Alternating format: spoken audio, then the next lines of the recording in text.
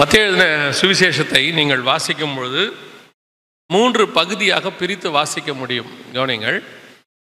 முதலாவதாக 8வது வசனம் வரைக்கும் ஒரு பகுதியாக இருக்கும்.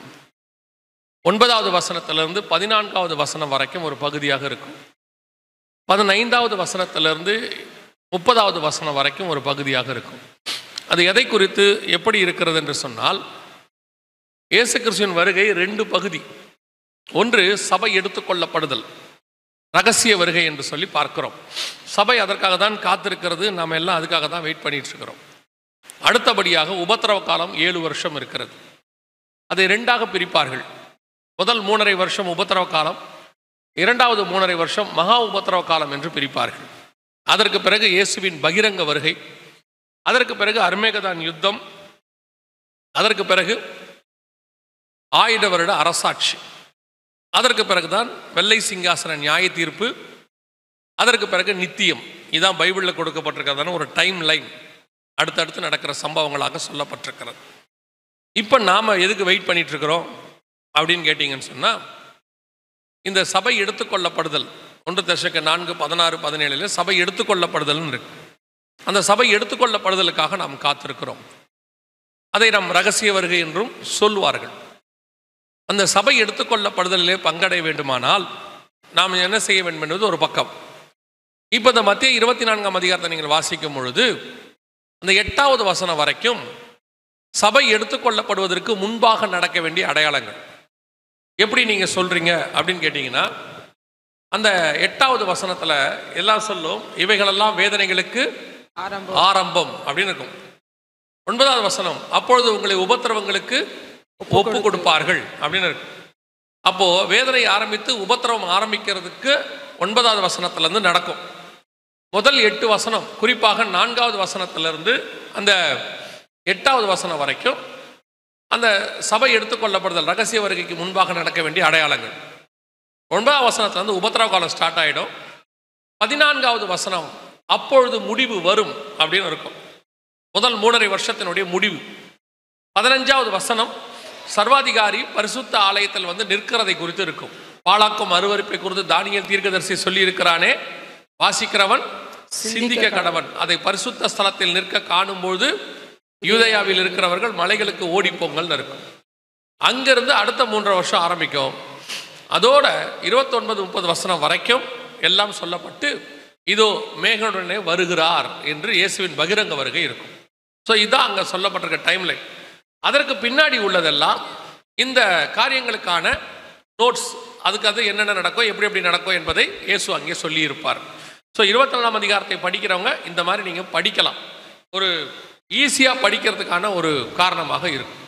இப்போ நாம் என்ன பார்க்க போகிறோம்னா, இந்த 24ஆம் அதிகாரம் முழுவதையும் நாம் தியானிக்க போவதில்லை. என்னென்ன அடையாளங்கள் இருக்கிறது என்பதையும் நாம் பார்க்க போகிறதில்லை. நாம் என்ன இப்போ பார்க்க போகிறோம் அப்படின்னு சொல்லி கேட்டீங்கன்னு சொன்னால், இந்த அடையாளங்களிலே மிக முக்கியமாக 3 காரியங்களுக்கு எச்சரிக்கையாக இருக்க சொல்லி இயேசுவானவர் சொல்லி இருக்கிறார். நீங்கள் அந்த மத்திய 24ஆம் அதிகாரத்தில் வாசிச்சிங்கன்னா 3 காரியங்களுக்கு அவர் எச்சரிக்கையாக இருக்க சொல்லுகிறார். அதைத்தான் சொல்லிட்டு சொல்கிறாரு, இதோ நான் உங்களுக்கு முன்பதாகவே எல்லாத்தையும் எச்சரிப்பு சொல்லிட்டேன், கேர்ஃபுல்லாக இருந்துக்கோங்க அப்படின்னு சொல்கிறார். இது எப்போ நடக்க வேண்டிய சம்பவம் அப்படின்னு கேட்டிங்கன்னா, சீஷர்கள் கேட்குறாங்க, உம்முடைய வருகைக்கும் உலகத்தின் முடிவுக்கும் அடையாளம் என்ன? 3வது வசனத்தில் அப்படி கேட்குறாங்க. ஸோ அவருடைய வருகைக்கும் உலகத்தின் முடிவுக்கும் அடையாளத்தில் சொல்லும்போது கேர்ஃபுல்லாக இருக்க வேண்டிய மிக முக்கியமான 3 விஷயம். அதுவும் இந்த காலத்தில், கடைசி காலத்தில் அது நடக்கும்போது வருகைக்கு முன்பாக நடக்க வேண்டிய விஷயங்கள் என்று பார்க்கப்படுகிறது. அந்த 3 காரியங்களை பார்த்து தான் ஒரு எச்சரிக்கை. ஆண்டவரே சொல்கிறார், எச்சரிக்கையாக இருங்கள் அப்படின்னு சொல்கிறார். பல நேரத்தில் நாம் என்ன நினைக்கிறோம் அப்படின்னா, ஆசீர்வாதத்தை பிரதானமாக நினைக்கிறோம். உண்மை, ஆசீர்வாதம் தேவையில்லை என்று யாரும் இங்கே சொல்லவே இல்லை. இயேசு கிறிஸ்து ஆசீர்வதிக்கிற ஆண்டவர் தான், அதில் மாற்றுக்கிறதே இல்லை. ஆனால் இன்னொரு மிக முக்கியமான விஷயம், ஆசீர்வாதத்தில் வரும்பொழுது சபை மிக முக்கியமாக எச்சரிக்கையாக இருக்க வேண்டியது அவசியமாக இருக்கு. இயேசு சொன்னார், நான் உங்களை ஓநாய்களுக்குள்ளே அனுப்புகிறேன், ஆடுகளை போல அனுப்புகிறேன்னு சொன்னார். அது பிரச்சனை இல்லை. ஆனால் எச்சரிப்பு என்னன்னு கேட்டால், பவுல் சொல்றாரு, மந்தையை தப்ப விடாத ஓநாய்கள் வரும் அப்படின்னு சொல்றாரு. அப்படின்னா என்ன அர்த்தம்? ஓநாய்களுக்குள்ளே ஆடுகள் போகும்போது பாதுகாப்பு இருக்கிறது. அவர் சொல்றார், நான் அனுப்புறேன்றார் இயேசு. ஆனா எச்சரிப்பா இருக்க சொல்லும் போது பவுல் சொல்றாரு, இப்போ நான் போறேன், மந்தை தப்ப விடாத ஓநாய்கள் வரும், அதுக்கு தான் நம்ம எச்சரிப்பாக இருக்கணும். ஒரு மிக முக்கியமான சபைக்கு இருக்க வேண்டியதான உபதேசங்களில் ஒன்று எச்சரிப்பு செய்தி. அதுவும் இந்த கடைசி காலத்துல நாம அதிகமாக ஆசீர்வாத செய்திகளை விரும்புகிறோம். வாக்கு தத்துவம், அதுல எந்த விதமான மாற்று கருத்தும் இல்லை. இப்போ ஜனவரி மாதம் 1ஆம் தேதி வருது, நீங்க வாக்கு தத்தத்தை கேட்க போகிறீர்கள். அப்புறம் பிப்ரவரி மாதம் வரும், அது மாச வாக்கு தத்தத்தை கேட்க போகிறீர்கள். இது பத்தாததுக்கு போன்ல டெய்லி வாக்கு தத்தம் வருது. இது பத்தாததுக்கு நிறைய ஊழியர்கள் ஆன்லைன் வழியாக புக்கு வழியாக வாக்கு தத்தங்களை அனுப்பி கொண்டே இருக்கிறார்கள். ஆனால் இந்த வாக்கு தத்தங்களை எல்லாம் வாங்குவது பெருசு இல்ல. பல நேரங்களிலே நம்மை அறியாதபடிக்கு நம்முடைய வீழ்ச்சி வரும், வருகையில போக விடாதபடிக்கு தடுக்கிற காரியங்கள் நடக்கும். எச்சரிப்பு தான் முக்கியம். பொதுவாக நீங்க இந்த ஹைவேஸ்ல போயிருப்பீங்க, நீங்க ஹைவேஸ்ல இருக்க சர்ச்சு தானே, ஸோ உங்களுக்கு நல்லா தெரியும். ஹைவேஸ்ல போயிருக்கீங்க, நீங்க பார்த்தீங்கன்னா எங்கேயாவது ரோடு நல்லா இருக்கு வேகமா போங்கன்னு போர்டில் இருக்காது. ஒரு இடத்துல கூட ரோடு அழகா போட்டிருக்காங்க, எவ்வளோ வேகம் போகணுமோ போங்க அப்படின்னு போர்டு இருக்காது. ஆனால் ஒரு கார்னர் வருது, ஒரு ஸ்பீட் பிரேக்கர் இருக்கு, இல்லை அந்த இடத்துல கொஞ்சம் ஆக்சிடென்ட் ஜோன் அப்படின்னா ஒரு காஷன் போர்டு வச்சிருப்பாங்க. இந்த ஹைவே முழுக்க பார்த்தீங்கன்னா காஷன் போர்டு தான் இருக்கும். எந்த இடத்துலையுமே நீங்க எவ்வளோ வேகம் வேணாலும் போங்கன்னு சொல்ற போர்டு இருக்காது. அதோட அர்த்தம் என்னன்னா, ஜனங்க சொல்லாமையே வேகமா போவாங்க. அதுவே 100, 110, 120 போவாங்க. ஆனா தேவை என்ன? காஷன். சபைக்கும் அப்படித்தான். நீங்கள் உண்மை உள்ளவர்களாக இருந்தால் பரிபூர்ண ஆசீர்வாதங்கள் தானாய் வரும். ஆசீர்வாதத்துக்கு தனியா நீங்க கஷ்டப்பட வேண்டிய அவசியமே இல்லை. அவ்வளவுதான். நல்லா சாப்பிட்றவங்களா இருந்தா பெரும்பாலும் எந்த வியாதியும் வராது. ஏன்னா உடம்புல இம்யூனிட்டி பவர் இருக்கும். இந்த சாப்பிடாதவங்கள தான் நல்லா சாப்பிடு நல்லா சாப்பிடுன்னு சொல்லிட்டே இருக்கணும். காரணம், வியாதி வந்துடும் அப்படின்றதுனால. பல நேரத்தில் நீங்க எதை விரும்புறீங்கன்னா இந்த ஆசீர்வாதத்தை தான் விரும்புகிறீர்கள். அதுவும் குறிப்பா சர்ச்சில் வரும்போது அதை தான் விரும்புறீங்க. சபைக்குள்ள வரும்போது மட்டும் நீங்க அதைத்தான் எக்ஸ்பெக்ட் பண்றீங்க. எச்சரிப்பு கொடுக்கறதை விரும்பவில்லை. ஆசீர்வாதத்தை விரும்புக, நான் வேணான்னு சொல்லல, அது தானா வரும். ஆனா விரும்ப வேண்டியது எதுன்னா எச்சரிப்பு, காஷன். இப்போ நீங்க உங்க பிள்ளையை கொண்டு போய் ஸ்கூல்ல விடும்போது அவனை ஒரு நல்ல காரியத்துக்கு தான் விடுறீங்க.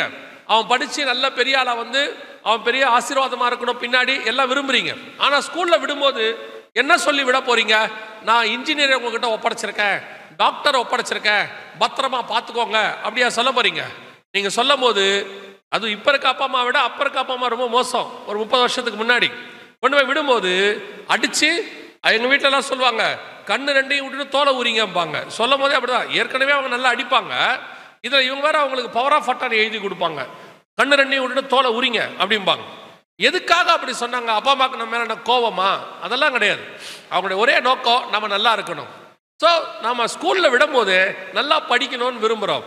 அங்கே சொல்லும் போது பையனுடைய ஆசீர்வாதத்தை நம்ம சொல்றது இல்லை, இன்ஜினியர் டாக்டர்னு. அங்கே சொல்லும் போது பையனுடைய குறைய சொல்லுவோம். பேரண்ட்ஸ் டீச்சர்ஸ் மீட்டிங்னு ஒன்று வைக்கிறாங்க, இப்பெல்லாம் வைக்கிறாங்க தானே, எல்லா ஸ்கூல்லையும் வைக்கிறாங்க. முந்தையெல்லாம் பேரண்ட்ஸ் டீச்சர்ஸ் மீட்டிங்க்கு நம்ம தான் பையனை திட்டி கூட்டிட்டு போவோம், என்னடா பண்ண அப்படின்னு.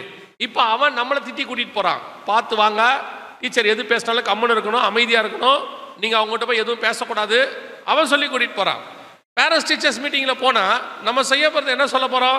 அவங்க என்ன சொன்னாலும் ஆமா ஆமா நான் போறோம். கண்டிப்பாக பையன்கிட்ட இருக்க குறைய சொல்லணும்.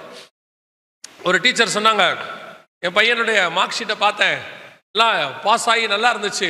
அவங்க சொன்னாங்க, இந்த பாஸ் ஆனதெல்லாம் பார்க்காதீங்க, டோட்டல் பாருங்க. பாஸ் ஆகிறது வேற, டோட்டல் எவ்வளோன்னு பார்க்கணும். அதான் உண்மை.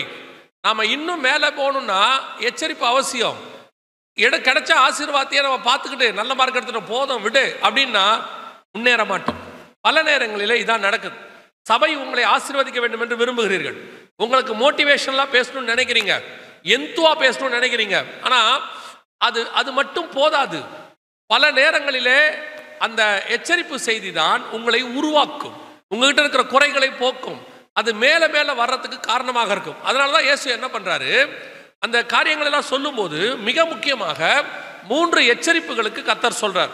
அந்த எச்சரிப்புகளை பார்த்து தான் நாம இந்த கடைசி செஷன்ல முடிக்க போகிறோம். முதலாவது எச்சரிப்பு இயேசு என்ன சொல்றார் வாசிங்க. அந்த மத்தேயு எழுதின சுவிசேஷம் 24ஆம் அதிகாரம் 4வது வசனத்தை வாசிங்க. இயேசு அவர்களுக்கு பிரதியுத்தரமாக, ஒருவனும் உங்களை வஞ்சியாதபடிக்கு எச்சரிக்கையாயிருங்கள். ஏனெனில் அநேகர் வந்து என் நாமத்தை தரித்துக் கொண்டு நானே கிறிஸ்து என்று சொல்லி அநேகரை வஞ்சிப்பார்கள். முதலாவதாக இயேசு சொல்லக்கூடியதான ஒரு காரியம் என்னவென்றால், வஞ்சிக்கிற காரியங்களுக்கு எச்சரிக்கையாக இருங்கள்.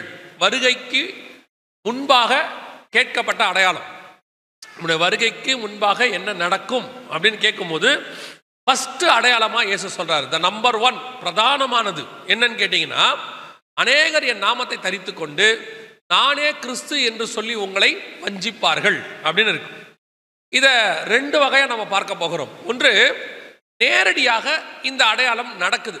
நானே கிறிஸ்து என்று சொல்லி அநேகர் உங்களை வஞ்சிப்பார்கள் என்று சொல்ற அந்த அடையாளம் நேரடியாகவே நடக்குது. இவங்கெல்லாம் நான் தான் இயேசு அப்படின்னு சொல்லி ஜனங்களை வஞ்சித்தவர்கள். இது வரைக்கும் உலகத்துல 3000 to 4000 பேர் வந்திருக்கிறாங்க நான் தான் இயேசுன்னு வஞ்சித்தவங்க. குறிப்பா இப்ப நம்ம நூற்றாண்டுல, இப்ப நம்ம கூட இந்த காலத்துல ஒரு 15 பேருக்கு மேல உயிரோடு கூட இருக்கிறாங்க நான் தான் இயேசுன்னு சொல்லி. இப்ப இவரெல்லாம் நான் தான் இயேசுன்னு சொல்லி ஜனங்களை வஞ்சித்தவங்கள்ல டாப் மோஸ்ட் லிஸ்ட்ல இருக்கிறவர், ஃபர்ஸ்ட் ரோல இருப்பார் இவரெல்லாம். ஏன்னு கேட்டீங்கன்னா, மில்லியன்ஸ் ஆஃப் மக்கள், லட்சக்கணக்கானவங்க இவருக்கு பின்னாடி போயிட்டாங்க. இவருக்கு பின்னாடி போய் இவரை இயேசுன்னு நம்பி தங்கள் சொத்துக்களை எல்லாம் வித்து இவர்கிட்ட கொடுத்துட்டாங்க. பெரிய ஆச்சரியம் என்னன்னு கேட்டீங்கன்னா, ஒரே நாளில் மட்டுமே இவர்கிட்ட 4000 பேர், ஒரு நாளில் மட்டும் நடந்த சம்பவம், 4000 பேர் ஒரு குருசேட் மாதிரி மொத்த சொத்துக்களையும் வித்து இவர்கிட்ட கொடுத்துட்டாங்க. கொடுத்துட்டு இவர் வீட்டுக்கு பக்கத்துல குடிசை போட்டு தங்கியிருக்காங்க. டென்ட், இதே வீடியோல பின்னாடி வரும் பார்த்தீங்கன்னா, டென்ட் மாதிரி போட்டு தங்கியிருப்பாங்க. அந்த அளவுக்கு நான் தான் இயேசுன்னு ஜனங்களை வஞ்சித்தவர்ல இவர் ஒருத்தர். இவர் பேர் விசாரியன்னு பேரு. இவர் வந்து செர்பியா தேசத்துல ஒரு டிராபிக் கான்ஸ்டபிளாக இருந்தவர். அதற்கு பிற்பாடு நான் தான் இயேசுன்னு சொல்லி ஜனங்களை வஞ்சித்து இன்னைக்கு ஜெயிலில் இருக்கிறார். இப்ப பிடிச்சி ஜெயிலில் வச்சுட்டாங்க, ரஷ்யாவில் ஜெயிலில் இருக்கிறார். சரி, ஏன் இது நடக்குது? இயேசு சொன்னாரு, ஒருவரும் உங்களை வஞ்சியாதபடிக்கு எச்சரிக்கையாய் இருங்கள் அப்படின்னு இயேசு தெளிவா சொன்னார். அப்படி சொல்லியும் இவர்களெல்லாம் ஏன் இந்த மாதிரி ஆட்களை நம்புகிறார்கள்? இந்த மாதிரி ஆட்கள் வந்து நான் தான் இயேசுன்னு சொல்லும் போது ஜனங்கள் வஞ்சிக்கப்படுவதற்கு காரணம் என்ன அப்படின்னு சொல்லி பார்த்தீங்கன்னா, அதுக்கு ஒரு 2-3 காரணங்கள் இருக்கு. அதுல ரொம்ப பேசிக் அடிப்படை காரணம் என்ன அப்படின்னு கேட்டீங்கன்னு சொன்னா, இவங்க எல்லாரும் பாருங்க, இந்த நான் தான் இயேசுன்னு சொல்றவங்க அத்தனை பேரும் பார்த்தீங்கன்னா ஒரு நீள முடியோட தாடியோட ஒரு ஒரு இயேசு கிறிஸ்து நீங்க நம்புற அந்த அமைப்பில் இருப்பாங்க பார்க்கறதுக்கு. இருந்தாலும் நீங்க பார்த்தீங்கல்ல, இவரையுமே நீங்க பார்க்கும்போது பாருங்க, நீங்க இது வரைக்கும் இயேசு கிறிஸ்துன்னு சொல்லி என்னென்ன போட்டோஸ் எல்லாம் பார்க்குறீங்களோ அந்த எல்லா போட்டோலையும் ஒரே மாதிரி அமைப்பு இருக்கும். கண்ணு மூக்கு கொஞ்சம் மாறி இருக்கும்னு வச்சுக்கோங்களேன், அமைப்பு ஒரே மாதிரி இருக்கும். நீல முடி, தாடி, இந்த முகம் வந்து இதே மாதிரி பேட்டர்ன்ல இருக்கும். ஏன் ஜனங்க வஞ்சிக்கப்படுகிறாங்க அப்படிங்கிறதுக்கு முதலாவதாக உள்ள காரணம் என்ன அப்படின்னு கேட்டீங்கன்னு சொன்னா, நம்ம கிட்ட இருக்கிற அறியாமை. ஃபர்ஸ்ட் என்னன்னா, ஆவிக்குரிய சபைக்கெல்லாம் முன்னாடி வந்த உடனே, ஆவிக்குரிய சபைக்கும் மற்ற சபைக்கும் உள்ள டிஃபரன்ஸ்ல பிரதானமானது என்னன்னா, சபைக்கு வந்த உடனே நாங்கள் சொல்லிக் கொடுக்கக்கூடிய அடிப்படை உபதேசத்துல ஒண்ணு, இயேசுநாதர் போட்டோ, அவங்க அம்மா போட்டோ, அப்பா போட்டோ, தூதர் போட்டோ, அப்புறம் சீடர்கள் போட்டோ, சிலை எது இருந்தாலும் தூக்கி வெளியே போட்டுருங்க அப்படிம்போம். என்ன காரணம் அப்படின்னு கேட்டா, அதுல இயேசு இல்லை, அந்த மாதிரி இயேசு இருக்கவும் மாட்டார், அதிலையும் இயேசு இருக்க மாட்டார். அந்த சிலையை கும்பிட்றதுனாலையோ, இயேசுநாதர்கிட்ட போய் சிலையில கும்பிட்றதுனாலையோ, அல்லது அவங்க அம்மா சிலையை கும்பிட்றதுனாலையோ, அவங்க அப்பா சிலையை கும்பிட்றதுனாலையோ, கேட்கறதுனாலையோ ஒரு பிரயோஜனமும் இல்லை. வசனம் தெளிவாக இருக்கிறது, அவர் இருதயத்தில் வாசம் பண்ணுகிற தேவன், அவர் கையின் சித்திரத்திலேயோ அல்லது சிலைகளிலேயோ வாசம் பண்ணாத தேவன் வேதம் தெளிவா சொல்லுது. அப்ப இந்த மாதிரி காரியங்கள் வரும்போது ஜனங்களுக்கான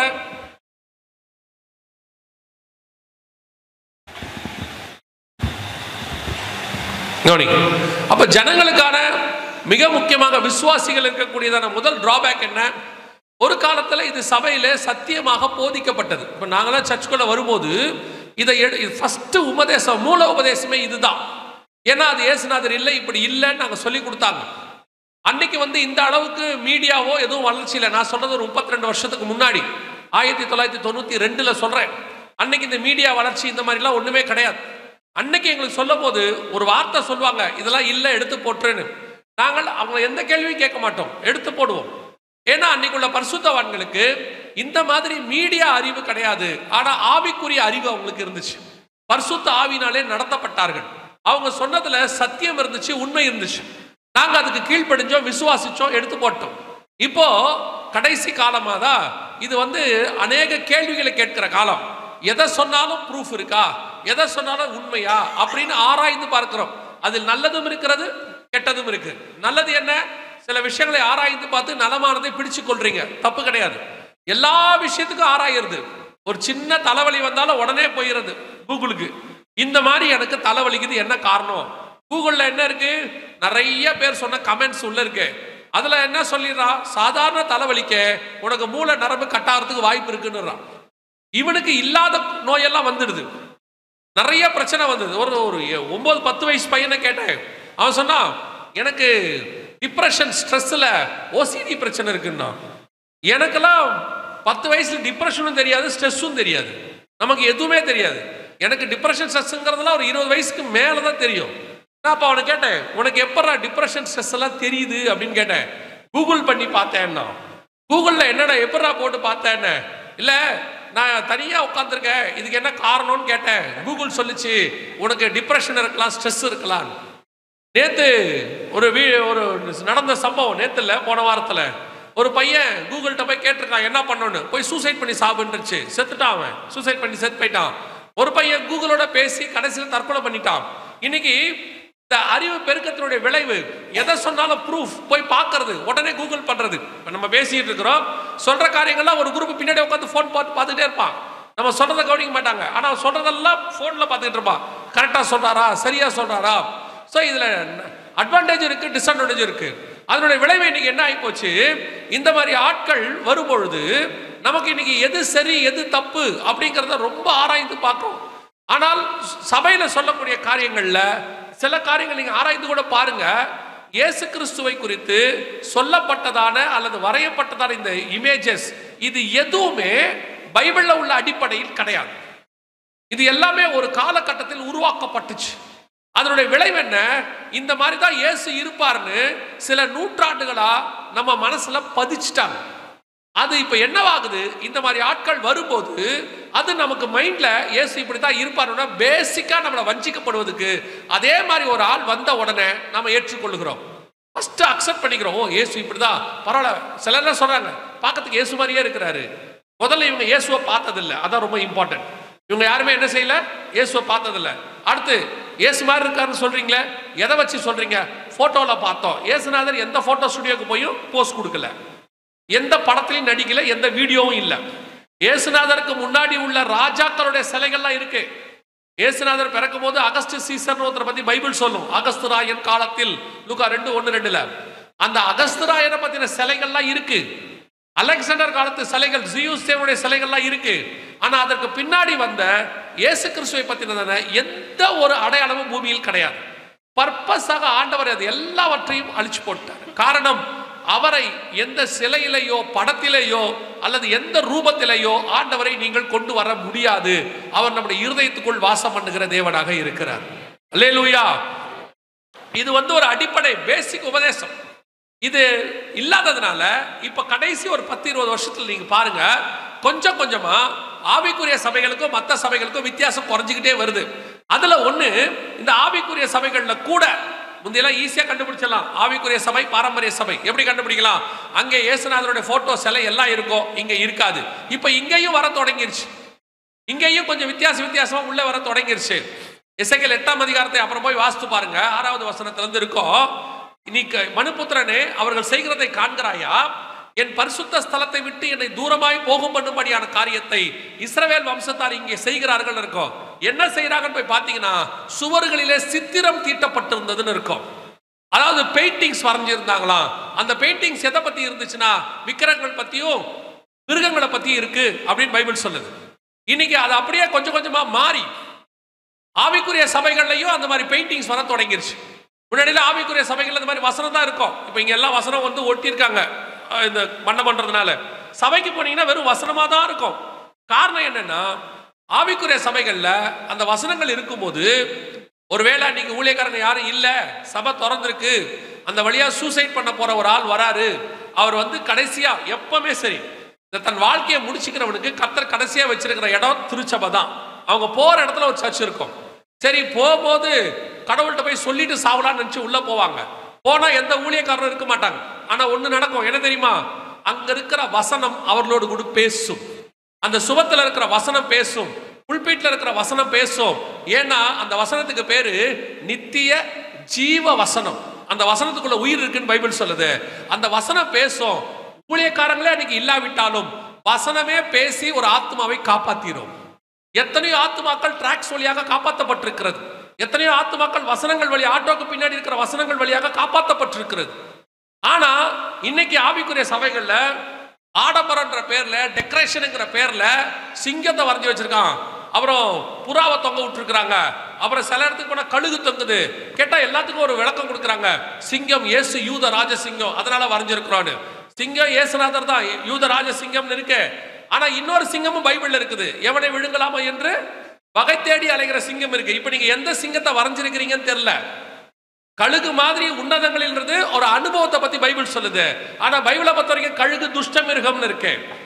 இன்னைக்கு சபைகளில இந்த மாதிரி காரியங்கள் வர வர வர வஞ்சிக்கிற காரியம் உள்ள வர தொடங்கிருச்சு. பத்தாவதுக்கு இந்த எவாஞ்சலிஸ்டுகள் இருக்கிறாங்க. இவங்க எல்லாருமே படிக்கிறாங்களோ இல்லையோ ஆளுக்கு ஒரு புக்கு போட்டு விடுறாங்க.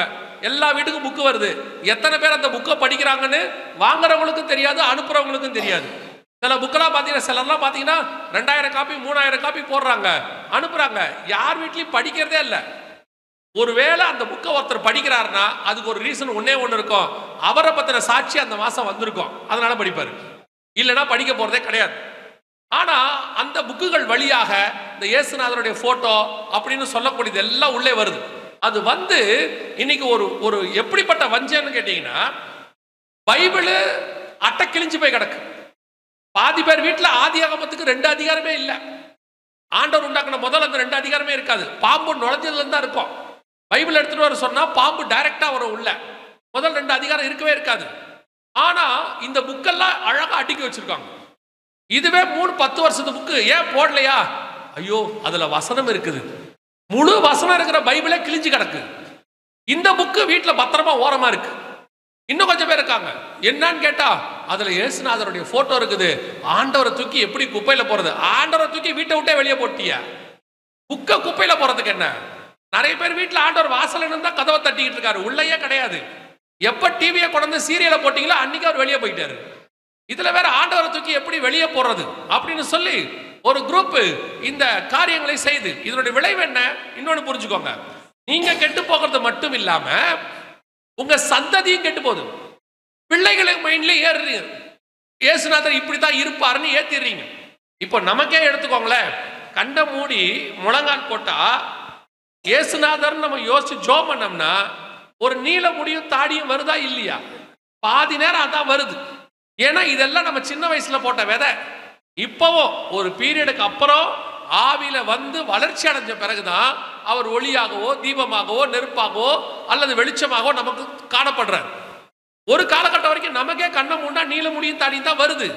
ஏசு சரி, அப்ப இயேசுநாதர் நீல முடியோட தாடியோட இருக்க மாட்டாரா? நீங்க எடுத்து வசனத்தை வாசிச்சு பாருங்க, எங்கேயாவது அப்படி இருக்கான்னு பாருங்க. ஒரே ஒரு இடத்துல தான் இருக்கு, அவர் தாடி மயிரை பிடிச்சு இழுத்தாங்கன்னு இருக்கு.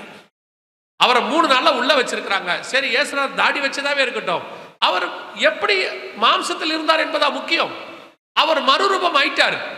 மறுரூபமான பிறகு கல்லறை வாசல்ல நிற்கும் போது மகதலேனா மரியாளுக்கு இயேசு கிறிஸ்து யாருன்னே தெரியல, தோட்டக்காரர்னு நினைச்சாங்களாம். ஒரு சீஷரோட பேசிக்கிட்டே போறாரு. பேசிக்கிட்டே போகும்போது சீஷர்களுக்கு அது யாருன்னு தெரியல. அப்ப அவங்க சொல்றாங்க, அவர் பேசும்போது ஆவி கொழுந்து விட்டு எரியவில்லையா? அப்ப இயேசு எப்படி கண்டுபிடிக்கணும்? உருவத்தை வச்சு கண்டுபிடிக்க முடியாது, வசனத்தை வச்சுதான் கண்டுபிடிக்க முடியும், சத்தத்தை வச்சுதான் கண்டுபிடிக்க முடியும். வசனம் தெளிவா இருக்கு. அவங்க மீன் பிடிக்க போகிறேன்னு சீஷர்கள் போயிட்டாங்க. இவர் கரையில உட்காந்து மீன் சமைச்சுக்கிட்டு இருக்கிறாரு. அப்ப சொல்றா அது யாருன்னு யாருக்குமே தெரியல. ஒருத்தன் சொல்றா அது இயேசு. ஏன்னா அவர் அப்படித்தான் இருக்கிறாரு. எப்படி? மர்ரூமான அனுபவத்தில் இருக்கிறாரு. ஏன்னா மர்ரூம மலையில 3 பேர் தான் பார்த்திருக்கிறான். அதுல ஒருத்தன் தான் சொல்றான் அது இயேசுன்னு. எதுக்கு சொல்றேன்? இயேசு கிறிஸ்து இப்படித்தான் இருப்பார்னு பைபிள்ல சொல்லல. அவர் அந்த மாதிரியும் இல்ல. நீங்க யாரோ ஒருத்தருடைய போட்டோவை, யாரோ ஒரு ஆளை பத்தினதை வீட்டுக்குள்ள வச்சிருக்கிறீங்க. அது உங்க வீடுகள்ல இப்ப இருக்கிற இயேசு கிறிஸ்து யாருன்னு கேட்டீங்கன்னா பெரும்பாலும் ராபர்ட் பாவெல்னு சொல்லக்கூடிய ஒரு ஹாலிவுட் ஆர்டிஸ்ட். அவர் தான் முன்னாடி இயேசுவை பத்தி சினிமாவில் நடிச்சார். அவரை பத்தின போட்டோ, அவருடைய போட்டோஸ் தான் பாதி இடத்துல இருக்கு. மீதி இடத்துல பேஷன் ஆஃப் கிரைஸ்ட்ல நடிச்சாரு, அவர் போட்டோ இருக்குது.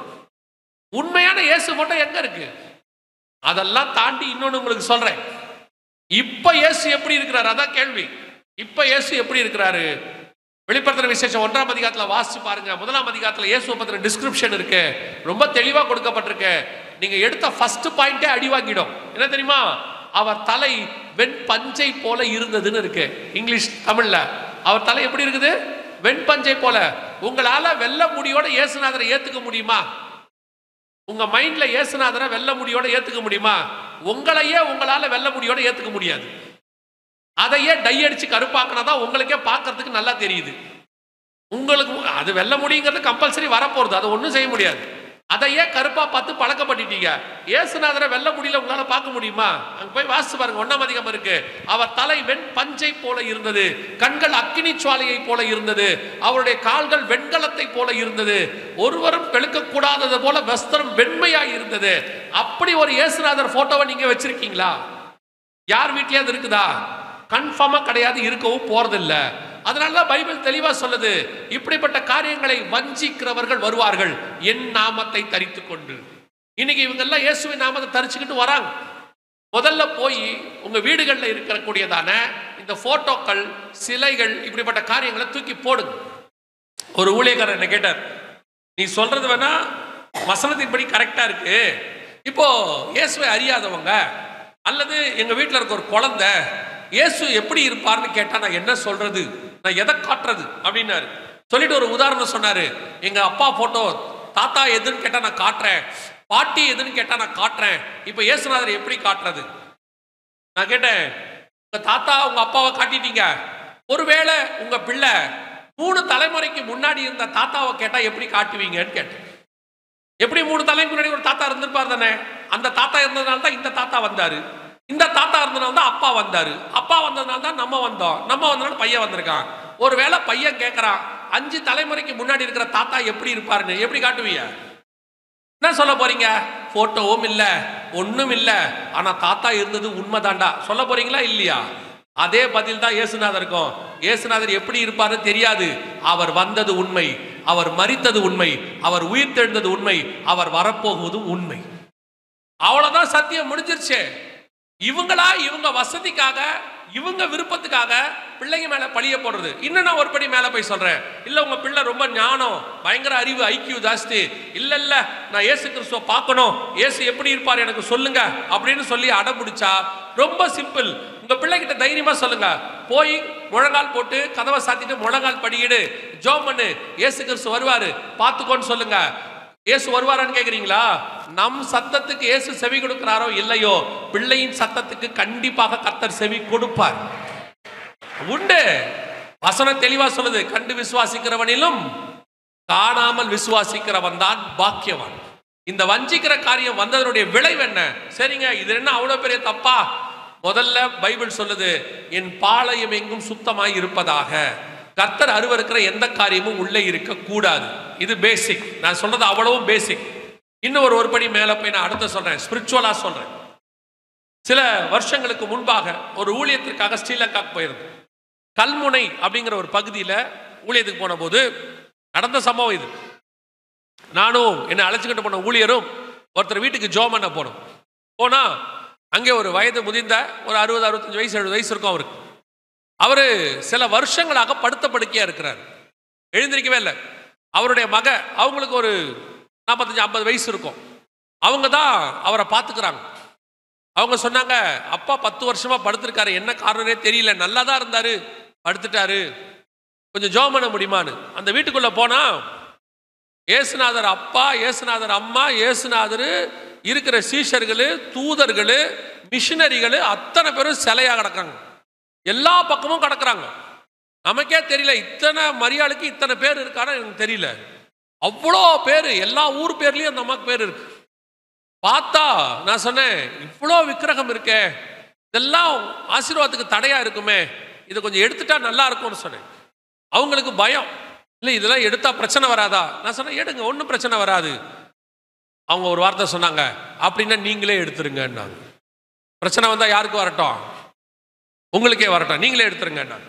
சரின்னு சொல்லிட்டு நான் அந்த ஊழியக்காரர் அந்த வீட்டை கிளீன் பண்ண தொடங்கணும். ஊழியத்துக்கு போய் இதெல்லாம் இருக்கு, ஊழியத்துக்கு வரங்கிறீங்க, நிறைய பேர் வீட்டை கிளீன் பண்ண வேண்டியிருக்கும்.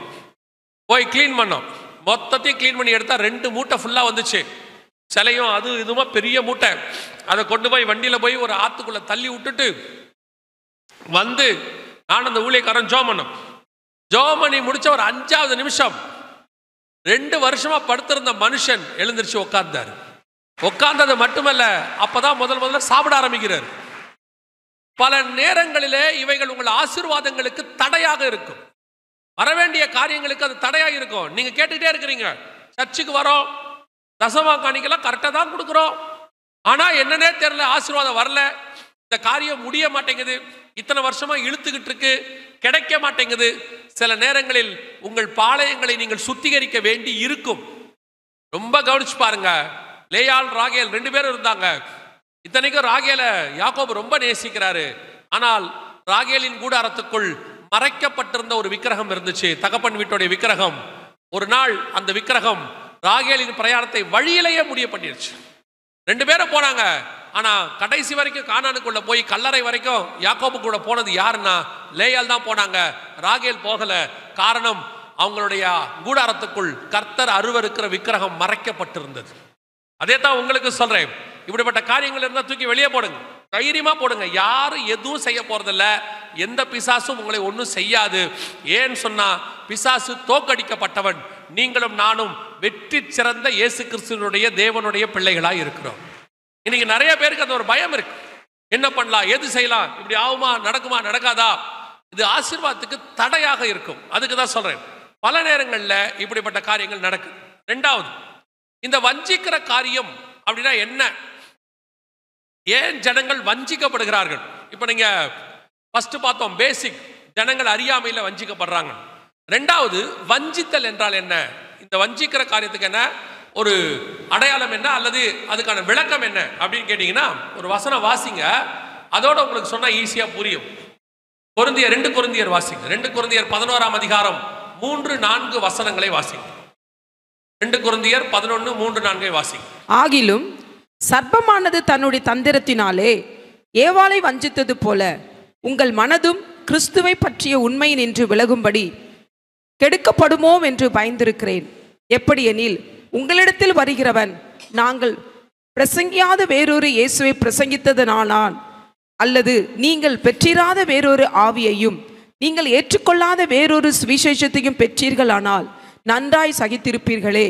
நல்லா கவனிங்க. இது யாரை குறித்து எதை பத்தி சொல்லப்படுதுன்னா, சபைக்குள்ளே வரக்கூடியதான வஞ்சிக்கிற சுபாவத்தை பத்தி. இந்த வஞ்சித்தல் என்றால் என்ன அப்படின்னு கேட்டீங்கன்னா, ஒரு சத்தியத்தை, ஒரு செய்தியை அல்லது ஒரு உபதேசத்தை சபை உங்களுக்கு போதித்து இருக்கும் பொழுது இன்னொரு உபதேசத்தை பக்க வழியாய் உங்களுக்கு வந்து சொல்லிக் கொடுத்தல், அல்லது அதுக்கு மாற்றாக அந்த உபதேசத்தை ஃபாலோ பண்ண வைத்தல் வஞ்சித்தலுக்கு அடையாளமாக இருக்குன்னு பவுல் சொல்றார். இப்போ நீங்கள் எல்லாருமே நல்ல ஒரு ஆவிக்குரிய சபை, சத்தியம் சொல்லிக் கொடுக்கிற சபையில் தான் இருக்கிறீர்கள். நான் பொதுவாக டினாமினேஷனை குறித்து பேசுகிறதில்லை, ஆவிக்குரிய சபை என்று நான் சொல்லிவிடுகிறேன். இப்போ நீங்கள் ஏஜியில் இருக்கீங்க, அசம்பிளிஸ் ஆஃப் காட் பற்றி நமக்கு சொல்ல வேண்டிய அவசியம் இல்லை. நாங்கள் 32 வருஷமாக அதில் தான் இருந்திருக்கிறோம். ஸோ அசம்பிளிஸ் ஆஃப் காட் ஆவிக்குரிய ஒரு நல்ல சபை, அது நல்ல கரெக்டான சத்தியத்தில் இருக்கக்கூடியதான ஒரு சபை. அப்படி உங்களுக்கு இந்த சத்தியங்கள் எல்லாம் சொல்லிக் கொடுக்கும் பொழுது ஏன் இப்படிப்பட்ட காரியங்களை உங்கள் வீட்டுக்குள் அனுமதிக்கிறீர்கள், ஏன் வஞ்சிக்கப்படுகிறீர்கள் அப்படின்னு கேட்டீங்கன்னா, மிக முக்கியமான 2வது நாங்கள் பார்க்கிற காரியம் என்ன அப்படின்னா, ஜனங்களுக்குள் வசன விளக்கம் அல்லது வசன அறிவில்லாமை. வசனம் படித்தல் வேறு, வசனத்தினுடைய அறிவு வேறு. பைபிளை படிக்கிறது ஒரு வேலையா போச்சு, இப்போ அன்றாட வேலை. அதுவே பாதி பேர் செய்யறதில்லை, அது வேற விஷயம். செய்யறவங்க கூட இன்று பைபிள் வாசித்தாயா அப்படின்னு சொல்லி ஒரு போர்டு இருக்கும், அந்த போர்டுக்கு பயந்து வாசிக்கிறவங்க இருக்கிறாங்க. திடீர்னு பாஸ்டர் கேட்டுருவாரா பைபிள் வாசிச்சியான்னு, அதனால ஒரு அதிகாரத்தை வாசிச்சிருவோம். 23ஆம் சங்கீதத்தை எப்படியும் 23,000 தடவை வாசித்திருப்பீங்க. ஏன்னா அர்ஜென்ட்டுக்கு வாசிக்கிற சங்கீதம் அதுதான். அன்னைக்கு ஒரு தம்பியை கேட்டேன், தம்பி வசனம் வாசித்தியாடான்னு. இல்லைண்ணே, காலேஜுக்கு போகிற வேகம், அதனால அர்ஜென்ட்டுக்கு ஒரே ஒரு வசனம் மட்டும் வாசித்தேன்னா. சரி, அதையாவது ஏற்றுக்கலாம், பரவாயில்ல, ஒரு வசனமாவது வாசித்திருக்கானே அர்ஜென்ட்ல, என்ன வசனம் வாசித்தேன்னு. இயேசு கண்ணீர் விட்டாருன்னா ஈஸியாக வாசித்திருக்கான், அவ்வளோதான், ஒரே வசனம். நான் சொன்னேன், தம்பி இயேசு உன்னை பார்த்து கண்ணீர் விட்டதை கேட்கலன்னு. இன்னைக்கு நம்ம வசனம் வாசிக்கிறத நம்ம இஷ்டத்துக்கு மாற்றிக்கிட்டோம். ஒரு குரூப்பு வசனம் வாசிக்கிறதே இல்லை, இன்னொரு குரூப் வசனத்தை ஒரு கடமைக்கு வாசிக்கிறது. இன்னொருத்தர் இருக்காங்க வசனத்தை போட்டி போட்டு வாசிக்கிறது. ஒரு வருஷத்துக்குள்ள முடிச்சே ஆகணும். ஒரு வருஷத்துக்குள்ள 2 தடவை முடிக்கிறது. டைம் டேபிள், காலைல ஒன்று சாயங்காலம் ஒன்று. இப்போ நம்ம பையனுக்கு பாஸ் பண்ணா போதும்ட்டு நம்ம சொல்லிட்டோம். படிப்புங்கிறது என்னன்னு கேட்டீங்கன்னா அறிவும்பாங்க. படிப்புங்கிறது நாலேஜ். அந்த படிக்கிற காரியம் லைஃபுக்கு யூஸ் ஆகணும், அதான் நாலேஜ். ஆனா இப்போ படிப்பு நாலேஜ் கிடையாது. இப்போ படிப்பு ஆசீர்வாதத்துக்கான வழி. இப்போ மண்டையில ஏறுதோ இல்லையோ கட கட கட கடன்னு மனப்பாடம் பண்ணணும். பண்ண மனப்பாடத்தை பேப்பர்ல போய் வாந்தி எடுக்கணும். எக்ஸாம்ல எடுத்து முடிச்சாச்சுன்னா அவன் வேலை முடிஞ்சிருச்சு. திருப்பி கூப்பிட்டு கேளுங்க, 5 வருஷம் கழிச்சு அந்த சாப்டரோ அதுல படிச்சதோ அவனுக்கு ஞாபகத்துல இருக்காது. ஆனா அவன் யாருன்னு கேட்டீங்கன்னா ஸ்கூல் ஃபர்ஸ்டா இருப்பான். அவன் யாருன்னு கேட்டீங்கன்னா அந்த சப்ஜெக்ட்ல டாப்பர். என்னடா 98 எடுத்திருக்கிற அப்படின்னு அந்த ஃபார்முலா என்ன, அதையெல்லாம் கேட்காத. வேகமா படிச்சோம், எழுதிட்டோம். அப்புறம் இந்த படிப்பால உனக்கு என்ன பிரயோஜனம்?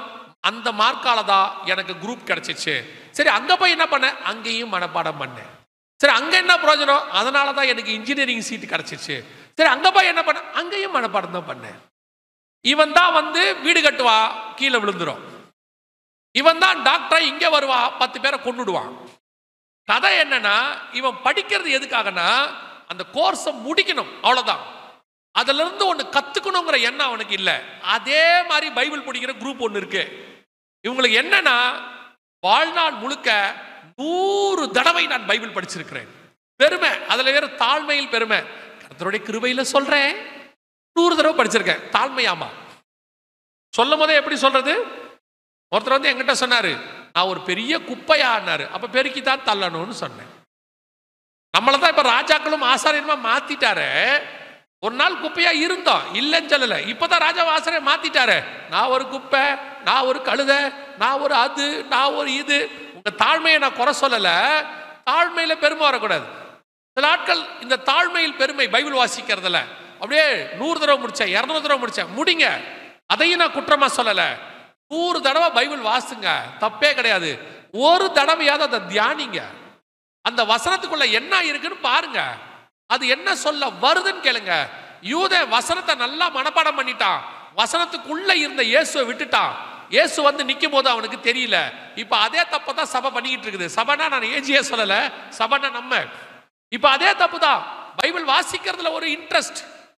10 அதிகாரம் வாசிச்சேன், ஒரு மத்தியாயவை இன்னைக்கு மொத்தத்துல உட்காந்து அட்டஸ்டா முடிச்சிட்டேன். அப்படியா, ரொம்ப சந்தோஷம். அன்னைக்கு ஒருத்தனுங்க இப்போ லேட்டஸ்டா 2 நாளைக்கு முன்னாடி ஒரு எக்ஸாம்ல, ஸ்கிரிப்சர் எக்ஸாம்ல கேட்டிருக்கிறாங்க, டிசைபிள்ஸ் பேர் எழுதுன்னு. அவன் எழுதியிருக்கான் மத்தேயு, மார்க்கு, லூக்கா, யோவான். 12 அப்போஸ்தலர் பேர் என்னன்னா மத்தேயு, மார்க்கு, லூக்கா. இப்ப நான் சொல்ல 2 நாளைக்கு முன்னாடி நடந்த சம்பவம். மத்தேயு, மார்க்கு, லூக்கா, யோவான். எப்படா மார்க்கும் லூக்காவும்? அப்ப இல்லையான்னு என்ன கேட்கிறான் அவன்.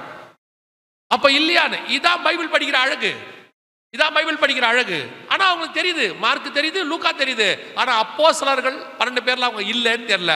இதே மாதிரி தான் வசன அறிவு இல்லாம வசனம் படிக்கிறது. இப்ப இந்த மாதிரி ஆட்களை வஞ்சிக்கிறது தான் இந்த மாதிரி ஆட்கள் வருவாங்க. இந்த கள்ளோபதேசக்காரன் நல்லா கவனிச்சு பாருங்க. அவன் புறஜாதியார்ட்ட போய் சுவிசேஷம் சொல்ல மாட்டான். நல்ல ஆவிக்குரிய சபைக்குள்ள வந்து பாஸ்டர் கிட்ட பேச மாட்டான். அவன் எங்க வருவான் தெரியுமா? நேரா 2 பேரா வீடுகளுக்கு வருவான். அவன் வந்து நின்று வாசல்ல கதவை தட்டுவாங்க. தட்டும்போது இயேசு கிறிஸ்துவை குறித்து உங்களிடத்தில் பேச விரும்புகிறோம் சொல்லிட்டு உங்க முகத்தை பார்ப்பாங்க. பார்த்த உடனே அந்த கள்ளோபதேசக்காரனுக்கு நல்லா தெரியும், இந்த ஆடு இன்னைக்கு பிரியாணி ஆயிடும். ஏன்னா அந்த வசனம் பேசுறத வச்சு அவன் கண்டுபிடிச்சிருவான். இந்த கள்ளோபதேசக்காரன் 20 வசனம் சரளமா பேசுவான், வரிசையா கட கட கட கட கடன்னு பேசுவான். நம்ம விசுவாசி, நல்ல உபதேச விசுவாசிக்கு 2 வசனம் தடுமாறாம வராது. அப்படியே பார்த்துக்கிட்டே இருக்கும். அவன் பேசுறத பார்த்தோன்னே இது பிரமிச்சு போய் வாய் திறக்கும். அவன்கிட்ட நம்மளை போட்டு கொடுக்கும். யாரு? இவ்வளோ கஷ்டப்பட்டு ஊழியம் பண்றாருல, இவரை அவங்ககிட்ட போட்டு கொடுக்கும். என்ன போட்டு கொடுக்கும் தெரியுமா? எங்க பாஸ்டர் கூட இப்படி எல்லாம் சொல்லி கொடுக்கல. யார்கிட்ட போய் யாரை போட்டு கொடுக்கறது? இத்தனை வருஷமா சொல்லி கொடுத்தது இது கவனிக்கல, மண்டையில ஏறல. போய் பாஸ்டர் கிட்ட சொல்லிடுற, அவன்கிட்ட சொல்றது. உடனே அவன், நாங்க ஒரு பைபிள் ஸ்டடி வைக்கிறோம், வரீங்களா? அப்படியா? இஸ்ரேல்ல இருந்து ரபியே வந்து எடுக்கிறாரு. இதுக்கு தமிழ்ல எடுத்தாலே தகராறு, அதுவே மண்டையில ஏறாது. நான் ரபிகள் வந்து எடுக்கிறது குற்றமா சொல்லல, திருப்பி நீங்க தப்பா எடுத்துக்காதியா. முதல்ல நீங்க தமிழ்ல உங்களுக்கு கொடுத்த பைபிள்ல நீங்க சரி ஆயிடுங்க. இதை முதல்ல புரிஞ்சுக்கோங்க. அடிப்படையே புரியல. இதை புரியாம நான் ஹீப்ரு படிக்க போறேன், கிரீக் படிக்க போறேன், லத்தீன் படிக்க போறேன். முதல்ல தமிழ்ல முடிங்க. தமிழ்ல முடிச்சு உங்களுக்கு கொடுக்கப்பட்ட உபதேசத்துல ஸ்ட்ராங் ஆகுங்க. அதனால தான் இந்த மாதிரி ஆட்கள்லாம் வஞ்சிக்கிறாங்க. என்ன சொல்றீங்க? ரொம்ப சிம்பிள். உங்களுக்கு வசனத்துல ஒன்னே ஒண்ணு மட்டும் தெரியணும். என்ன தெரியணும் தெரியுமா? இயேசு கிறிஸ்து ஒரு தடவை மாம்சத்தில் வெளிப்பட்டார். அவர் ஒரு தடவை நமக்காக பலியானார். பிதாவின் வலது பார்சத்தில் உட்கார்ந்து இருக்கிறார். அவர் நீதியுள்ள நியாயாதிபதியாய் வரப்போறார். இந்த வசனம் உங்களுக்கு கரெக்டா தெரிஞ்சு புரிஞ்சிருச்சுன்னா நடுவுல எவன் வந்தாலும் நீங்க ஏற்றுக்கொள்ள போகிறது இல்லை. யார் வந்தாலும் ஒத்துக்க மாட்டீங்க. இயேசு இனி ஆவியில தான் வருவார்ப்பா, இனி எப்படி மாம்சத்துல வருவாரு, டிராபிக் கான்ஸ்டபிளா எப்படி வருவாரு, நீங்க ஒரே கேள்வி கேட்டுருவீங்கல்ல. இந்த வசன அறிவு இல்லாததான் உடனே இயேசு மாதிரியே இருக்கிறாரு, தாடி மீசை எல்லாம் பார்க்க அப்படியே இருக்கு, என்னமோ இவங்க இயேசுநாதரோட 30 வருஷம் பழகின மாதிரி பார்க்கறதுக்கு. இதுக்கு காரணம் என்ன? வசன அறிவு இல்லாதது. வசன கள்ளோபதேசக்காரன் உங்களை ஏமாத்துறதுக்கு. எனக்கு ரொம்ப ஆச்சரியம் என்ன தெரியுமா? இந்த கள்ளோபதேசக்காரன் நல்லா பைபிள் படிக்கிறான், நல்ல உபதேசக்காரன் பைபிளே படிக்க மாட்டேங்கிறான், பைபிள் வாசிக்கிறதே கிடையாது. ஆனா கள்ளோபதேசக்காரன் டெய்லி பைபிள் வாசிக்கிறான், வந்து அடிச்சு விடுறான். பார்த்தா நம்ம விசுவாசி ஒண்ணு முழிக்குது. நமக்கே ஆச்சரியமா இருக்கு. 20 வருஷமா சர்ச்சில் உட்கார்ந்துருக்கிய, என்ன படிச்சிய, என்ன சொல்லி கொடுத்து ஏறிச்சு, ஒன்னும் ஏற மாட்டேங்குது. திடீர்னு ஒருத்த வந்து என்னமோ சொல்றான். அதான் 2 கொரிந்தியர்ல பவுல் சொல்றாரு, நாங்கள் சொல்லாத இந்த உபதேசத்தை, நாங்கள் சொல்லாத இன்னொரு சுவிசேஷத்தை வேற ஒருத்த வந்து சொல்லும் போது நீங்கள் ஏற்றுக்கொள்ளுகிறீர்களே, வஞ்சிக்கப்படுகிறீர்களே. எவ்வளவு காரியங்கள் சபை சொல்லுது. சுவிசேஷத்துக்கு உங்க பாஸ்டருக்கு வந்து மதுராங்கத்தில் இருக்கிற மொத்த கிராமத்திலையும் சபை வரணும்னு ஒரு ஆசை இருக்குது. அவர் நான் அப்ப பார்த்ததுல இருந்து அந்த தரிசனத்தை சொல்லிட்டே இருக்காரு. ஒரு பக்கம் சுவிசேஷம், இன்னொரு பக்கம் ரொம்ப முக்கியம் என்ன தெரியுமா? இருக்கிற ஆடு காணாமல் போனோம், இது பத்திரமா இருக்கணும். காணாமல் போயிருச்சுன்னா கஷ்டம். அவர் உள்ள சேர்த்துக்கிட்டே இருக்காரு, நீங்க வெளியே போகாம இருக்கணும்ல. இங்க ஒரு பக்கம் ஓநாய் வந்து இழுத்துக்கிட்டு போகுது. அதுவும் இந்த காலத்துல நூதனமான நாலேஜ், அதாவது அறிவு பெருக்கத்தின் காலம். வசனத்திலையும் அறிவு பெருக்கம் வந்துருச்சு. அதனால ஒரு குரூப் வந்து இஷ்டத்துக்கு போதிக்குது, உங்களுக்கு தெரியவும் மாட்டேங்குது. விசுவாசிக்கிட்ட இப்ப என்ன பிரச்சனைனா, எது நல்ல உபதேசம் எது கள்ள உபதேசம்னு தெரியல. முந்தையாவது கொரோனாவுக்கு முன்னாடியாவது ஒரு கள்ள உபதேசம் சர்ச்சுக்குள்ள வரணும்னா ஒன்னு இங்க வந்து யாராவது பேசணும் சர்ச்சுக்குள்ள, இல்லைன்னா உங்க வீட்டுக்கு வரணும். இது தவிர வேற வழி இல்லை. ஆனா இப்ப அப்படி இல்லை. செல்போன் வழியா வந்துருது, பேஸ்புக் வழியா வருது, இன்ஸ்டாகிராம் வழியா வருது, நீங்க பாக்குற டிவி வழியா வருது. இதுல எது நல்ல உபதேசம் எது கள்ள உபதேசம் உங்களுக்கு தெரியுமா? கண்டுபிடிக்க முடியுமா? ஒரு வசனம் இருக்கு, வாசிங்க. வெளிப்படுத்தின விசேஷம் 13ஆம் அதிகாரம் 11வது வசனத்தை வாசிங்க. வெளிப்படுத்தல் 13:11 வாசிங்க. பின்பு வேறொரு மிருகம் பூமியிலிருந்து எழும்ப கண்டேன். அது ஒரு ஆட்டுக்குட்டிக்கும் ஒப்பாக 2 கொம்புகளை உடையதா இருந்து வலு சர்ப்பத்தை போல பேசினது. வலு சர்ப்பத்தை போல பேசினது. பார்க்கிறதுக்கு எப்படி இருக்குது? ஆட்டுக்குட்டியை போல 2 கொம்புகளை உடையது. ஆட்டுக்குட்டினா நம்ம எல்லாருக்கும் தெரியும், இயேசு கிறிஸ்து, விசுவாசிகள். என்ன ஆடுகள், ஆட்டுக்குட்டிகள், விசுவாசி. பார்க்கறதுக்கு இயேசு கிறிஸ்து மாதிரி, ஊழியக்கார மாதிரி, விசுவாசி மாதிரி, கிறிஸ்தவர்கள் மாதிரி இருக்கும். ஆனா பேசும்போது எப்படி பேசுச்சா? வலு சர்ப்பத்தை போல. அப்ப உள்ள யார் இருக்கா? பிசாஸ். இருதயத்தின் நிறைவினால் வாய் பேசும். அப்போ பார்க்கறதுக்கு ஊழியக்கார மாதிரியே இருக்கா, பார்க்கறதுக்கு விசுவாசி மாதிரியே இருக்கு. ஆனா பேசுறத வச்சுதான் நீ கண்டுபிடிக்க முடியும் அது சரியான உபதேசத்துல இருக்குதா இல்ல பிசாசின் உபதேசத்துல இருக்குதான்னு. இதுவும் இந்த கடைசி 10 வருஷம் இருக்குல்ல, சபை துணிகரமான காரியங்களை துணிந்து பேசுகிற இடத்துக்கு வந்துருச்சு. ஒரு காலத்துல ஆவிக்குரிய சபைகள்ல ஆவிக்குரிய பாடல்கள் மட்டும் பாடப்பட்டது. ஆவிக்குரியவங்களே கொஞ்சம் ஸ்பிரிச்சுவல் இல்லாத பாட்டு பாடினா சர்ச்சுக்குள்ள வராது, சர்ச்சுக்குள்ள அனுமதி கிடையாது. அவங்களே ஸ்பிரிச்சுவலா இருக்கணும். சாரா நவரஜம்மா மாதிரி, ஃபாதர் பெர்கமென்ஸ் மாதிரி, பிரகாசிக்கும் சுடர்கள். நாங்க 1 and 2 எல்லாம் போட்டி போட்டு கேட்டது. பிரகாசிக்கும் சுடர்கள் நாங்கள்னு ஒரு பாட்டு இருக்குது. இந்த மட்டும் காத்த எபினேசரே, எங்களுக்குலாம் அந்த பாட்டு அப்போ அவ்வளோ. அப்போ எங்க சர்ச்சில் எங்க பாஸ்டர், அதாவது பாஸ்டர் சார்ல்ஸ் சாரோட, இப்ப இல்ல கத்தரக்குள் நித்திரை அடைஞ்சிட்டாரு, அவங்களாம் செலக்டிவா பாட்டு பாடுவாங்க. அந்த பாட்டு ஸ்பிரிச்சுவலா இருக்கணும், இருந்தா மட்டும்தான் சர்ச்சுக்குள்ள வரும். ஸ்பிரிச்சுவல் பர்சனா இருந்தாலும் அந்த பாட்டுல ஸ்பிரிச்சுவாலிட்டி குறைவா இருந்தா, ஆவிக்குரிய தன்மை குறைவா இருந்தா பாட மாட்டாங்க. எங்க பாஸ்டர்ல அப்படி செலக்ட் பண்ணி பாடுவாங்க. இப்ப துணிகரம் என்னன்னா, சர்ச்சுக்குள்ள ஊழியக்காரன் சினிமா பாட்டு பாடுறான். முந்தி சினிமா பாட்டு மாதிரி பாடினான், இப்ப சினிமா பாட்டையே பாடுறான். யாரு இவன்? வேற யாரும் இல்ல, பார்க்கத்துக்கு ஆட்டுக்குட்டியை போல இருப்பான், உள்ள இருந்து வர்றதெல்லாம் சர்ப்பம், வலு சர்ப்பம். நீங்க அதை ஆட்டுக்குட்டின்னு நினைச்சுக்கோங்க, அது உங்களுடைய தப்பு. ஆனா பைபிள் தெளிவா சொல்லுது, கடைசி காலத்தில் பூமியிலிருந்து ஒரு மிருகம் எழுப்பி வரும், அது பார்க்கறதுக்கு ஆட்டுக்குட்டியை போல இருக்கும், ஆனா உள்ள இருந்து வர்றது பிசாசின் காரியமாக இருக்கும். இன்னைக்கு அது உபதேசத்திலும் இருக்கு, பாட்டுல இருக்கு, ஆராதனையில இருக்கு, தீர்க்க தரிசனத்துல இருக்கு. நிக்கிறது என்னமோ பார்க்கறதுக்கு ஊழியக்காரன் தான், ஆனா உள்ள இருந்து வரக்கூடியதெல்லாம் பிசாசின் காரியங்கள். அந்த உணர்வு உங்களுக்கு வரணும், உங்களுக்கு தெரியணுமே. தெரியுதா? கண்டுபிடிக்க முடியுதா? இப்போ யோவான் ஸ்நானகிட்ட எல்லா ஜனங்களும் ஞானஸ்நானம் எடுக்க வராங்க. வரும்போது யோவான் ஸ்நானகர் சொல்றாரு, விரியன் பாம்பு குட்டிகளே. ஆனா நடுவுல இயேசுவும் வராரு ஞானஸ்நானம் எடுக்க. இயேசு கிறிஸ்து வரும்போது இயேசு ஒன்றும் ஒரு ஸ்பெஷல் பாடி கார்டோட வரல, இல்ல ஒரு ஸ்பெஷல் அப்பீரியன்ஸ் கொடுக்கல. அவர் எப்படி வராருன்னு பாத்தீங்கன்னா, எல்லாரோடையும் ஒன்னா வராரு. நாசரேத்துல இருந்து நடந்து வராரு, வந்து நேர கும்பலோட கும்பலா வராரு. ஆனா இத்தனை பேரையும் பாம்பு குட்டியா பார்த்த யோவான் ஸ்நானகன் இயேசுவை பார்த்த உடனே சொல்றாரு, இதோ உலகத்தின் பாவத்தை சுமந்து தீர்க்கிற தேவாட்டுக்குட்டி. எது பாம்பு குட்டி, எது ஆட்டுக்குட்டின்னு கண்டுபிடிச்சாரு பாருங்க. அதுதான் இருக்கிறதுலே ரொம்ப முக்கியம். இன்னைக்கு உங்களால எது பாம்பு குட்டி எது ஆட்டுக்குட்டின்னு கண்டுபிடிக்க முடியுமா? உங்களை பொறுத்த வரைக்கும் யார் பைபிளை தூக்கிட்டு வீட்டுக்கு வந்தாலும் ஆட்டுக்குட்டி தான். அதுவும் பாஸ்டருக்கு தெரியாம வந்தா நல்ல ஆட்டுக்குட்டி. என்ன இப்படி சொல்றேன்னு கேக்குறீங்களா? இந்த பாஸ்டருக்கு தெரியாம ஒரு தீர்க்கதரிசியா வருவாங்கல்ல, உங்களுக்கு அவங்கள கண்டா அவ்வளவு சந்தோஷமா இருக்குது. அதுவும் இந்த ஜனவரி மாசம் வந்துருச்சுன்னா போ, உங்களுக்கு சொல்லவே வேண்டாம். நீங்களும் அப்படித்தான், அவங்களும் அப்படித்தான். எப்படி நீங்களும் அப்படித்தான் அவங்களும் அப்படித்தானே எப்படின்னு கேக்குறீங்களா? உங்களுக்கு இந்த 1ஆம் தேதி வந்துட்டா இந்த வாக்குத்தத்த ஆவியும் கேலண்டர் ஆவியும் பிடிச்சி ஆட்டும். அது ஏன் பிடிச்சி ஆட்டுதுன்னு தெரிய மாட்டேங்குது. ஒன்று தான் சர்ச்சில் உங்களுக்கு ஒரு கேலண்டர் கொடுப்பாங்க, இல்லை ஒரு வாக்குத்தத்த அட்டை ஒன்று கொடுப்பாங்க. பத்தாததுக்கு போகிற கடையிலெல்லாம் கேட்கறது, சரவணா ஸ்டோர்ஸ்லேருந்து கேலண்டர் இருக்கா, கேலண்டர் இருக்கா. அப்புறம் இந்த வீட்டுக்கு பேப்பர் வரும், தினத்தந்தி, கேலண்டர் வந்துருச்சா.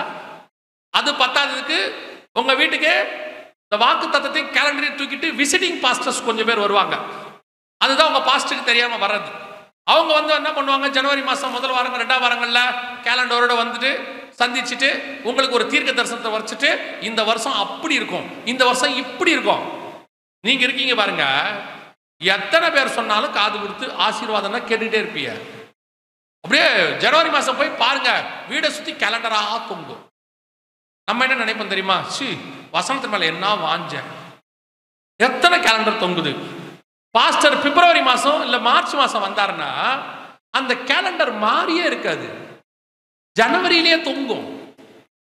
அப்புறம் சொல்லுவாங்க, பாஸ் சொல்லுவாங்க, அந்த கேலண்டரை கொஞ்சம் மாத்துங்க. எத்தனை பேர் வீட்டுல டிசம்பர் வரைக்கும் ஜனவரியே தொங்குது தெரியுமா? ஆனா உங்களுக்கு வாக்குத்தத்த கேலண்டர்னா இதை யூஸ் பண்ணிக்கிட்டு நிறைய பாம்பு குட்டி வருது, உங்க வீடுகளுக்கு வருது. கல்லோபதேசம் எல்லாம் வந்து அவன் ஒரு உபதேசத்தை அடிச்சு விடுறான். உங்களுக்கா எது கல்லோபதேசம் நல்ல உபதேசம் தெரிய மாட்டேங்குது. உங்களை பொறுத்த வரைக்கும் நீ வாலாகாமல் தலையாவாய், சூப்பர் ஊழியர். அவர் வந்தார்னா 4 வார்த்தை நல்லா பேசுவாரு. எம்டி ஜெகன் அந்த ஆள் வேண்டாம், ஒரு நாளாவது நல்லா பேசுறானா, ஒன்னு உலகம் அழியுதுங்கிறான், இல்ல இயேசுநாதர் வராருங்கிறான், இல்லைன்னா வைரஸ் வருங்கிறான். ஆமா தானே? அவர் தான் ஏதோ வாங்க வாங்கன்றாரு, பாதி பேர் வராதங்கிறான். அதுவும் 1ஆம் தேதியெல்லாம் எனக்கு மீட்டிங்கே இருக்காது.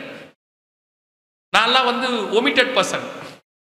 ஜனவரி 1, டிசம்பர் 25, இந்த ஏப்ரல் மாதம் ஈஸ்டர்னு ஒன்று வரும், அதுக்கெல்லாம் என்னை வந்து பிளாக் பண்ணிடுவாங்க. ஏன்? அன்னைக்கு உங்களுக்கு பண்டிகை நாட்கள். என்ன நாளை கூப்பிட்டோம்னா 1ஆம் தேதி காலையில் ஜனவரி மாதம் கூப்பிட்டீங்கன்னா இதோ அந்தி கிறிஸ்து வருகிறார். 1ஆம் தேதியே வேடா. அதனால உங்களுக்கு இப்போ இந்த மாதிரி பிடிக்காது. அது ஒன்றும் கவலை இல்லை, நான் சும்மா விளையாட்டுக்கு சொல்கிறேன். எதுக்கு சொல்கிறேன், பல நேரங்களில் இந்த மாதிரி காது கிணிய பேசுகிற ஆட்கள் வரும்போது உங்களுக்கு ஒரே சந்தோஷம். அந்த பிரதர் வந்தாருன்னா நல்லா சொல்லுவார். அவர் வந்து சொல்லிட்டு போயிடுறாரு, இந்த வருஷம் சிஸ்டர் நீங்க ரொம்ப நாளா ஜெபம் பண்ணிட்டு இருக்கீங்களே, கர்த்தர் அதை செய்ய போறாரு. என்ன ரொம்ப நாளா ஜெபம் பண்றீங்க? மாமியார் சாவணும்னு ஜெபம் பண்ணிருப்பீங்க. வேற என்ன ரொம்ப நாளா ஜெபம் பண்ண போறீங்க? அந்த வாக்குத்தத்தத்தை வச்சுக்கிட்டு ஜனவரியில இருந்து ஜெபம் பண்றது. அவர் சொல்லியிருக்காரு, வரவங்கட்டெல்லாம் சொல்றது கர்த்தர் வாக்கு பண்ணியிருக்கிறார். என்ன வாக்கு பண்ணியிருக்காரு? அது சொன்னா நடக்காது, நடந்த பிறகு சொல்றேன். என்ன வாக்கு பண்ணியிருக்காரு? இந்த வருஷம் கர்த்தர் என் வேண்டுதல்ல 25 வருஷமாச்சு கல்யாணம் ஆகி, இன்னும் கர்த்தர் எனக்கு அதை செய்யவே இல்லை.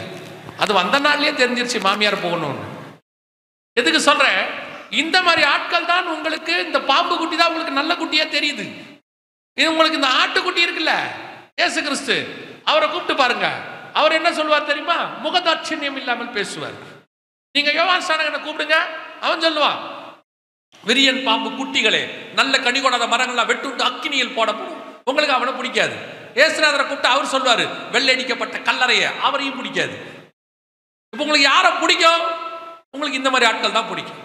விசுவாசிகளுக்கு நான் சொல்லுகிறேன், கடைசி நாட்களில் வேதம் தெளிவாய் சொல்லுகிறது, பக்க வழியாய் நுழைகிற இயேசுவின் நாமத்தை தரித்து கொண்டு வருகிற இப்படிப்பட்ட ஆட்களுக்கு எச்சரிக்கையாயிருங்கள்.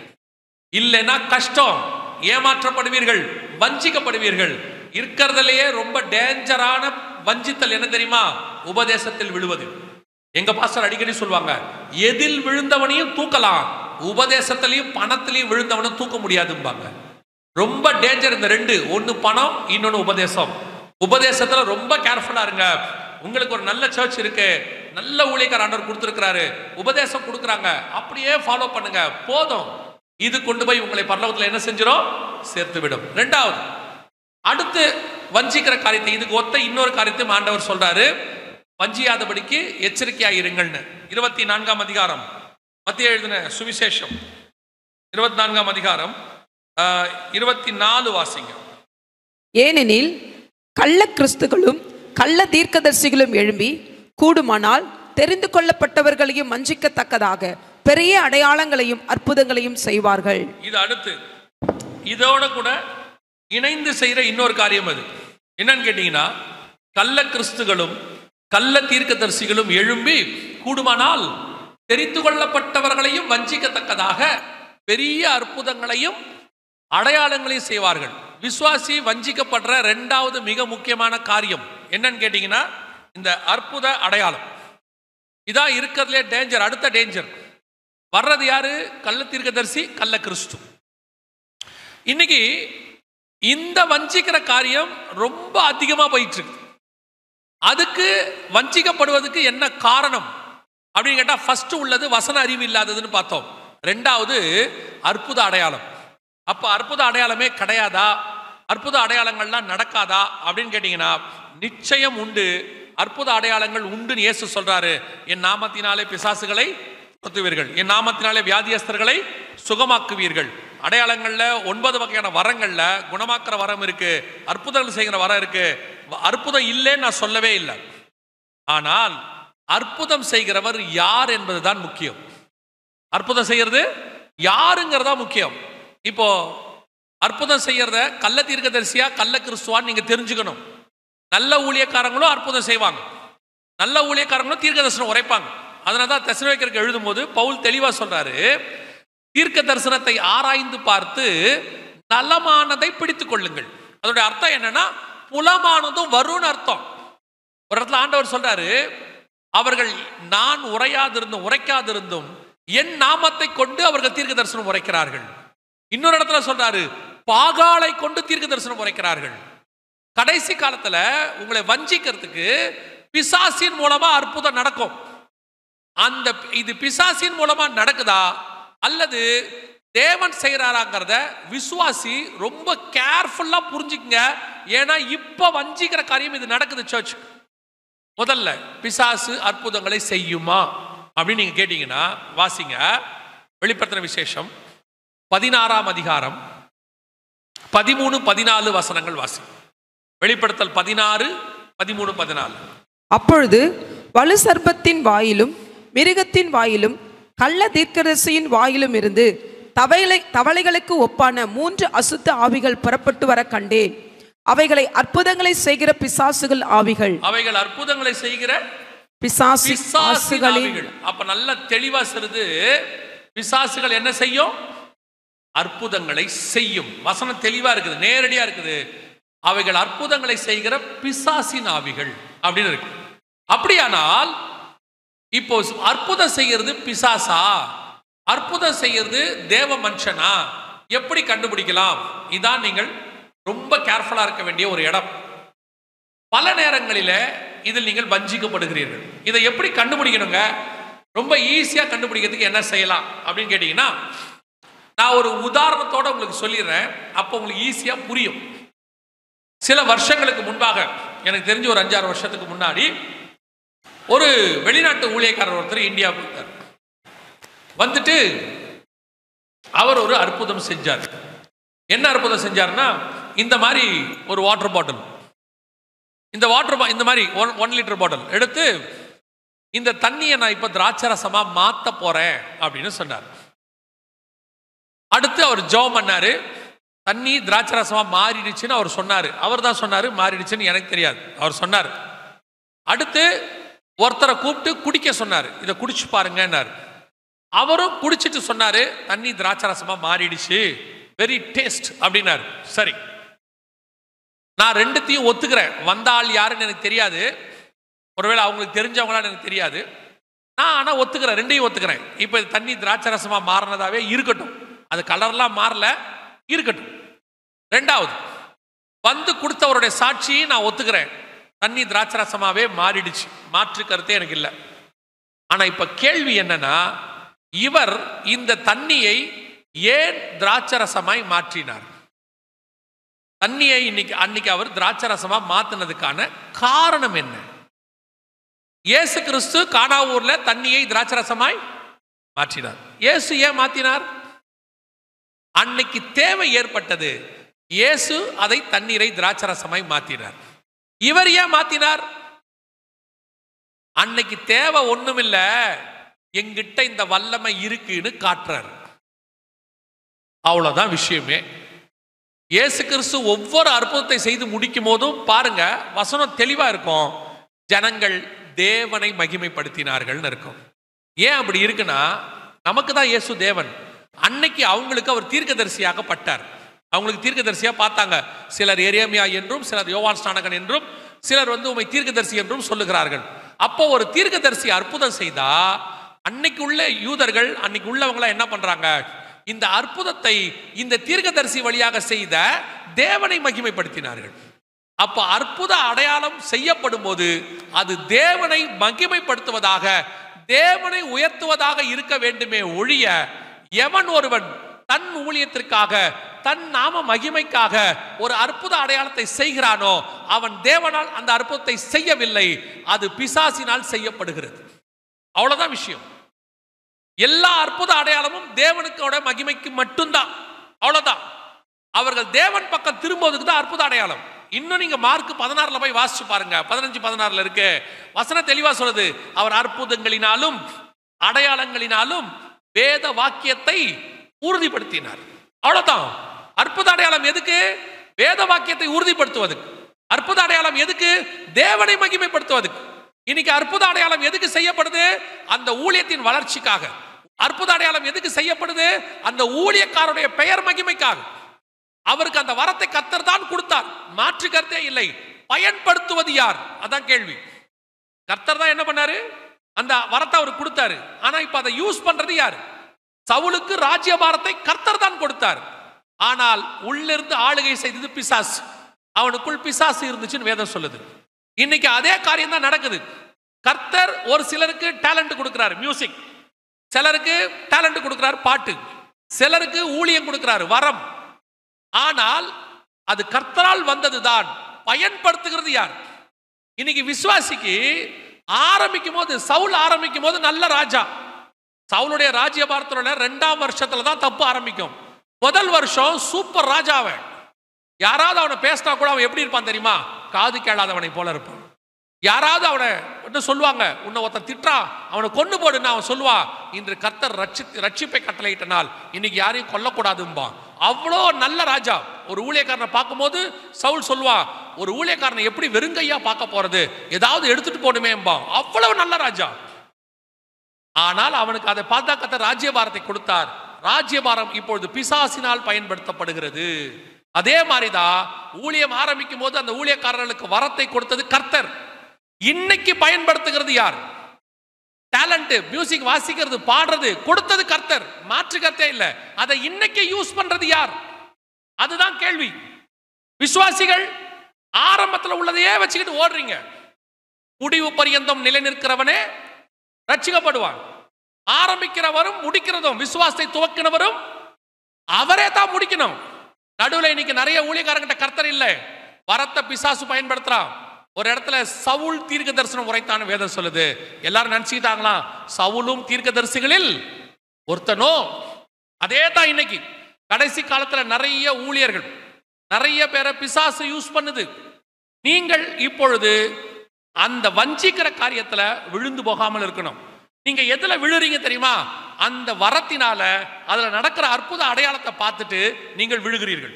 அப்புறம் ஒரு சிலர் கேட்கறாங்க, ஒரு ஊழியரே என்ன கேட்டார், ஏன்பா ஆனா ஆள் சரியில்லைப்பா, எப்படிப்பா கரெக்டா ப்ராஃபஸி சொல்றான்? அதான் உண்மை, நல்லா தெரிஞ்சுக்கொள்ளுங்க. வரங்கள் அது கர்த்தர் கொடுத்தது. அழைத்த அழைப்பும் கிருபா வரங்களும் மாறாதவைகள், அது கர்த்தர் கொடுத்தது. ஆனா பிசாசு யூஸ் பண்ண ஆரம்பிச்சிருச்சு.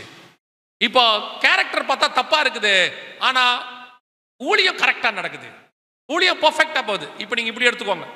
இப்போ ஆண்டவர் மோசேயை பார்த்து கண்மலையை பார்த்து பேசுன்னு சொன்னாரு. மோசே கண்மலையை பார்த்து அடிச்சார். ஆனா தண்ணி வந்துச்சு, ஜனங்க குடிச்சாங்க, ஆடு மாடு குடிச்சிச்சு, மினிஸ்ட்ரி சக்சஸ் ஆயிடுச்சு, எல்லாரும் வீட்டுக்கு போயாச்சு.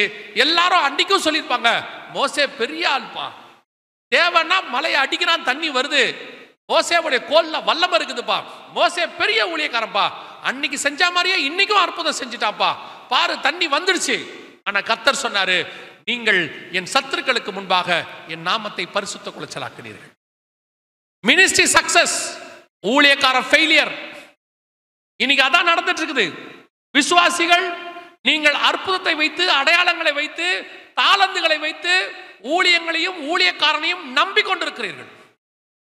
எதை வச்சு பார்க்கணும் தெரியுமா? அந்த மரத்தை கனிகளால் அறியலாம். அதை வச்சு தான் டிசைட் பண்ணணும். இன்னைக்கு வஞ்சிக்கிறான் நிறைய பேர் அற்புத அடையாளங்களை வச்சுக்கிட்டு. விசுவாசி நீங்க இருக்கீங்க பாருங்க, அற்புத அடையாளம்னா வண்டி கட்டிட்டு ஓடுறீங்க. சபையில பைபிள் ஸ்டடி வச்சா வரமாட்டேங்கிறீங்க. பைபிள் ஸ்டடிக்கு வச்சா வேலை இருக்கு பாஸ்டர், நீங்க ரொம்ப டயர்ட். இதுவே இப்படி வச்சு பாருங்க, ஒரு தீர்க்கதரிசி வெளிநாட்டிலிருந்து வருகிறார். உங்கள் வாழ்க்கையினுடைய நடந்த காரியங்கள், நடக்கிற காரியங்கள், நடக்க போகிற காரியங்கள் அத்தனையும் உங்களுக்கு அறிவிக்கிறார். கூட்டம் அல்ல மோதம், கல்யாண மண்டபம் ஃபுல் ஆயிடும். வரிசையில நிப்பிய என் தலையில கை வைங்க, என் தலையில கை வைங்க. அதுவும் தலையில கை வச்ச உடனே என்னமோ பவர் ஹவுஸ்ல தலையை கொடுத்த மாதிரி ஆடுறது. என்னன்னு கேட்டா வல்லமா இறங்கிருச்சாமா. அப்ப உங்களுக்குள்ள இது வரைக்கும் இந்த ஆவியானவர் என்ன பண்ணிட்டு இருந்தாரு? இன்னைக்கு விசுவாசி எல்லாம் எப்படி இருக்கு? ஏதாவது ஊழியக்காரன் அதுவும் ஒவ்வொரு கூட்டம் முடிஞ்ச உடனே அது என்ன பழக்கம்னே தெரியல. உங்களுக்கு ஒரு சர்ச் இருக்கு, உங்களுக்கு ஒரு ஊழியக்காரர் இருக்காரு, அவர் உங்களை ஆசீர்வச்சு ஜெபம் பண்றாரு. இது பத்தாவதுக்கு இயேசுநாதரே உங்களை ஆசீர்வச்சிருக்கிறார், பரிசுத்தாவின் அபிஷேகத்தை பெற்றிருக்கிறீங்க. எந்த கூட்டத்துக்கு போனாலும் போய் தலையை கொடுக்குறிய. எதுக்கு கொடுப்பிய? அதுவும் என்னத்துக்கு கொடுப்பிய? அவர் கை வச்சார்னா ஒரு திருப்தி. அப்படியே ஒரு சிலர்லாம் ஜபத்துக்கு நிக்கிறாங்க. பொதுவாக நாங்க ஜெபம் பண்றது இல்லை, ஏன்னா அவங்க கிட்ட ஜப குறிப்பே இருக்காது. அவங்க டிஃபால்ட் கூட்டம் முடிஞ்ச உடனே கும்பலா வரணும். எந்த கூட்டம் முடிஞ்சாலும் அப்படியே ஓடி வரணும். என் ஆத்மாவே என்ன போதே ஒரு கூட்டம் நின்றோம். எதுக்கு ஜெபம் பண்ணணும்? நீங்க ஜெபம் பண்ணுங்க. இல்ல ஜெபம் பண்றேன், எதுக்கு ஜெபம் பண்ணணும்? நீங்க சும்மா ஜெபம் பண்ணுங்க ஃபர்ஸ்ட். சரி, நான் சும்மாவே ஜெபம் பண்றேன்னு வச்சுக்கோங்க. நம்ம ஜெபிக்கிறதுனுடைய அர்த்தம் என்னன்னா, நம்ம ஜெபம் பண்ற ஒரு விஷயத்துக்கு பரலோகம் என்ன செய்யுது? கேட்குது. ஜெபத்துக்கு பதில் கொடுக்கிறவர் என்ன பண்றாரு? பதில் கொடுக்கிறார். இப்ப நான் ஜெபம் பண்றேன்னு நினைச்ச உடனே ஆவியானவர் பார்க்கிறாரு. இப்ப இவங்க சொல்றாங்க, ஒண்ணு இல்ல சும்மா ஜெபம் பண்ணுங்க. இப்ப நானும் சும்மா ஜெபம் பண்றேன். ஆவியானவர் என்ன நினைப்பாரு? அவன் தான் பைத்தியம் மாதிரி ஒண்ணும் இல்லாம நிக்கிறான். நீ அபிஷேகம் பெற்ற ஊழியக்காரன், நீயும் பைத்தியம் மாதிரி ஒண்ணும் இல்லாம ஜெபம் பண்றிய. இப்ப நான் என்ன பதில் கொடுக்க? உண்மைதானே? இப்ப நான் சொல்றேன், ஆண்டவரே இவங்க சும்மா வந்திருக்காங்க, நானும் இவர்களுக்காக சும்மா ஜெபம் பண்ணுகிறேன், நீங்களும் இவங்களுக்கு ஒரு சும்மா ஒரு பதில் கொடுத்து அனுப்புங்க. கரெக்டாக இருக்குமா? சில ஆட்கள்லாம் எதுக்கு வந்து நிற்கிறாங்கன்னு அவங்களுக்கும் தெரிய மாட்டேங்குது. ஜப குறிப்போட வந்தாங்கன்னா ஓகே தான், உடம்பு சரியில்லை, ஏதோ ஒரு பிரச்சனை, அது வேற. சும்மாவே வந்து இந்த தலையை கொடுத்தாதான் அவங்களுக்கு திருப்தி. இல்லைன்னா போகும்போது சொல்லிட்டே போறது, பாஸ்டர் கிட்ட பார்க்கவே முடியல, என்னவோ மாறி இருக்கு. அவரு 1ஆம் தேதி பார்த்தீங்கன்னா பாவமா இருக்கும். 31ஆம் தேதி நைட்டு 10 மணிக்கு ஆராதனை ஆரம்பிக்கும், அப்படித்தானே? காலைல எத்தனை மணிக்கு முடியும்? 3 மணி 4 மணிக்கு முடிக்குமா? 2 மணிக்கு 3 மணிக்கு அவரே நைட் எல்லாம் நின்று 2 ஆராதனையை நடத்தி கம்யூனியன் கொடுத்துட்டு மொத்த ஜீவனை போய் நிற்பாரு. வரிசையா ஒரு கூட்டம் நிற்கும். நீங்க சவுண்ட் இல்லாம சொல்லி பாருங்க, தலையில அடிச்சுக்கிற மாதிரியே இருக்கும். அவர் முடிச்சுட்டு வீட்டுக்கு போறதுக்கு 6 மணி ஆகுது. அவருக்கு பிள்ளைகளை ஆசீர்வதிக்கணுங்கிறது ஆசைதான். நான் இப்ப அவர் இப்ப இன்னொரு பிரச்சனையும் இருக்கு. என்ன பிரச்சனை தெரியுமா? பாஸ்டர் தான் சொல்லி கூட்டு வந்துட்டார் போல. இப்ப அவர் என்ன நினைப்பாருன்னா, டே நான் உன்னை கடைசி காலத்தை பத்தி தான் பேச சொன்னேன், நீ இருக்கிற கூட்டத்தையும் கலைச்சிருவ போல. இல்ல, நான் பார்க்கறத உங்களுக்கு சொல்றேன். சபை வந்து ஆவிக்குரிய வாழ்க்கையில என்ன செய்யணும்? வளரணும். இன்னும் நீங்க எப்படி இருக்கீங்க? காலத்தை பார்த்தால் போதர்களாக இருக்க வேண்டியவர்கள் இப்போ என்னவா இருக்கியா? குழந்தைகளை போல. இப்போ சொல்றேன், ஜப குறிப்பு இருக்கு, உங்க பாஸ்டர்ட்ட போய் ஜெபம் பண்ணுங்க, தப்பே கிடையாது. சும்மாவாது எதுக்காவது. இன்னும் ஒரு படி அடுத்து நான் உங்களுக்கு சொல்றேன், நீங்கள் அற்புத அடையாளங்களை பெறுகிறவர்கள் அல்ல, அற்புத அடையாளங்களை செய்கிறவர்கள். ஏன்னா பைபிள் தெளிவா சொல்லுது, விசுவாசிக்கிறவர்களால் நடக்கிற அடையாளங்கள் ஆவன. நீங்க எல்லாம் அற்புத அடையாளங்களை செய்ய வேண்டியவங்க. உங்களை கொண்டு கர்த்தர் பெரிய காரியங்களை செய்யணும். கேட்டு பாருங்க, நான் 10 வருஷம் விசுவாசி, நான் 20 வருஷம் விசுவாசி, நான் 30 வருஷம் விசுவாசி, ரைட்டு. என்ன இருக்கு ஆவிக்குரிய வளர்ச்சி? என்ன வளர்ச்சி? அதுல ஒரு பெருமை வேற. பாஸ்டர் முதல்ல மதுராந்தகத்துக்கு வரும்போது நான் தான் கூட நின்னேன். அவர் வளர்ந்து இன்னைக்கு பாஸ்டர் ஆகி பெரிய ஆயிட்டார்ல, நீங்க என்ன ஆனீங்க? 3 சேர் உடைச்சது மிச்சம். 10ஆவதுக்கு ரிசர்வ் பண்ணி ஒரு இடத்த வச்சிருப்பீங்க சர்ச்சில். இது ஏன் இடம், அங்கதான் உட்காந்து நான் செய்தி கேட்பேன். ஏன் வேற இடத்துல உட்காந்தா கேட்க மாட்டீங்களா? இன்னைக்கு ஒரு குரூப் இருக்கு, நீங்க 30 வருஷமா சர்ச்சுக்கு வர்றது எங்களுக்கு ரொம்ப சந்தோஷம். என்ன வளர்ந்துருக்கீங்க? 12 வருஷம் பையன் ஸ்கூலுக்கு போனா ஹையர் செகண்டரி முடிக்கணும், 4 வருஷம் காலேஜ், 3 வருஷம் 4 வருஷம் காலேஜுக்கு போனா அந்த டிகிரியை முடிச்சிருக்கணும். 30 வருஷம் வந்திருக்கீங்க, என்ன முடிச்சிய? என்ன வளர்ந்துருக்கீங்க? இன்னும் எங்கேயாவது ஒரு போஸ்டரை பார்த்த உடனே வண்டி பிடிச்சிட்டு ஓடுறது. தீர்க்க தரிசனம் உரைக்கிறாராமா? அன்னைக்கு ஒருத்தர் சொல்றாரு, ஐயா அவர் தீர்க்க தரிசனத்தை புட்டு புட்டு வைக்கிறாரியா அப்படின்னாரு. நான் சொன்னேன், அவர் கன்னியாகுமரிக்காரரா இருப்பார். ஏன் அப்படின்னாரு, அதனால தான் அவர் புட்டு புட்டு வைக்கிறாரு. நீங்க சென்னைக்காரரை கூப்பிடுங்க, இட்லியா வைப்பாரு. இப்ப ஜாய்சன் வந்துட்டு போனார்ல, நீங்க வேணா அவரை கேட்டு பாருங்க, புட்டு புட்டா வைப்பாரு. என்ன தீர்க்க தரிசனத்துக்கு ஓடுறிய? நல்லா தெரிஞ்சுக்கொள்ளுங்க, தீர்க்க தரிசனம் என்பது சபையின் பக்தி விருத்திக்கு ஏதுவாய் இருக்குன்னு எபேசியர் சொன்னது. உங்களுக்கு தீர்க்க தரிசனம் உரைக்கணும்னு கர்த்தர் முடிவு பண்ணா, உங்கள் சபையிலேயே கர்த்தர் பேசுவதற்கு வல்லமை உள்ளவராய் இருக்கிறார். நீங்க பைபிள் வாசிக்கும் போது கர்த்தர் பேசுவார், நீங்க ஜெபிக்கும் போது கர்த்தர் பேசுவார். இதை விட்டுட்டு தீர்க்கதரிசிகளுக்கு பின்னாடி ஓடாதிய. ஏன்னா வெளியே நிற்கிறது ஆட்டுக்குட்டியா பாம்பு குட்டியான்னு உங்களுக்கு தெரியாது. அவங்களுக்கு உங்களை பத்தின கவலையும் கிடையாது. அதுவும் தீர்க்கதரிசியை பார்க்க 10,000 ரூபாய் கட்டணுமா? இயேசுநாதரே ஃப்ரீயா தீர்க்கதரிசனம் சொல்லிட்டு போயிட்டாரு. எலியா ஃப்ரீயா தீர்க்கதரிசனம் சொல்லி போயிட்டாரு. எலிசா கிட்ட காசு கொடுத்தாலும் வாங்க மாட்டேன்ட்டு போயிட்டான் நாகமானு கிட்ட. இப்ப இருக்க தீர்க்கதரிசிலாம் காசு கட்டினா தான் பார்க்கவே முடியுங்கிறாங்க. நீங்களும் காசு கட்டி பார்க்குறீங்க. அப்ப எந்த அளவுக்கு ஆயிட்டீங்க பாருங்க. ஆவிக்குரிய உலகம் எப்படி ஆயிடுச்சு பாருங்க. கேர்ஃபுல்லா இருந்து கொள்ளுங்க.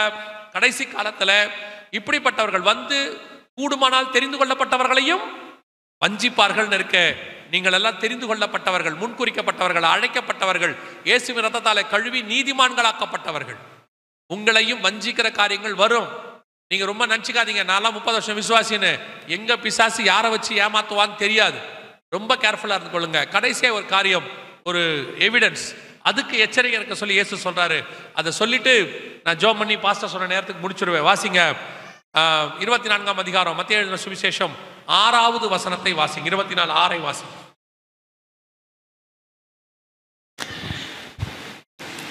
யுத்தங்களையும் யுத்தங்களின் செய்திகளையும் கேள்விப்படுவீர்கள்.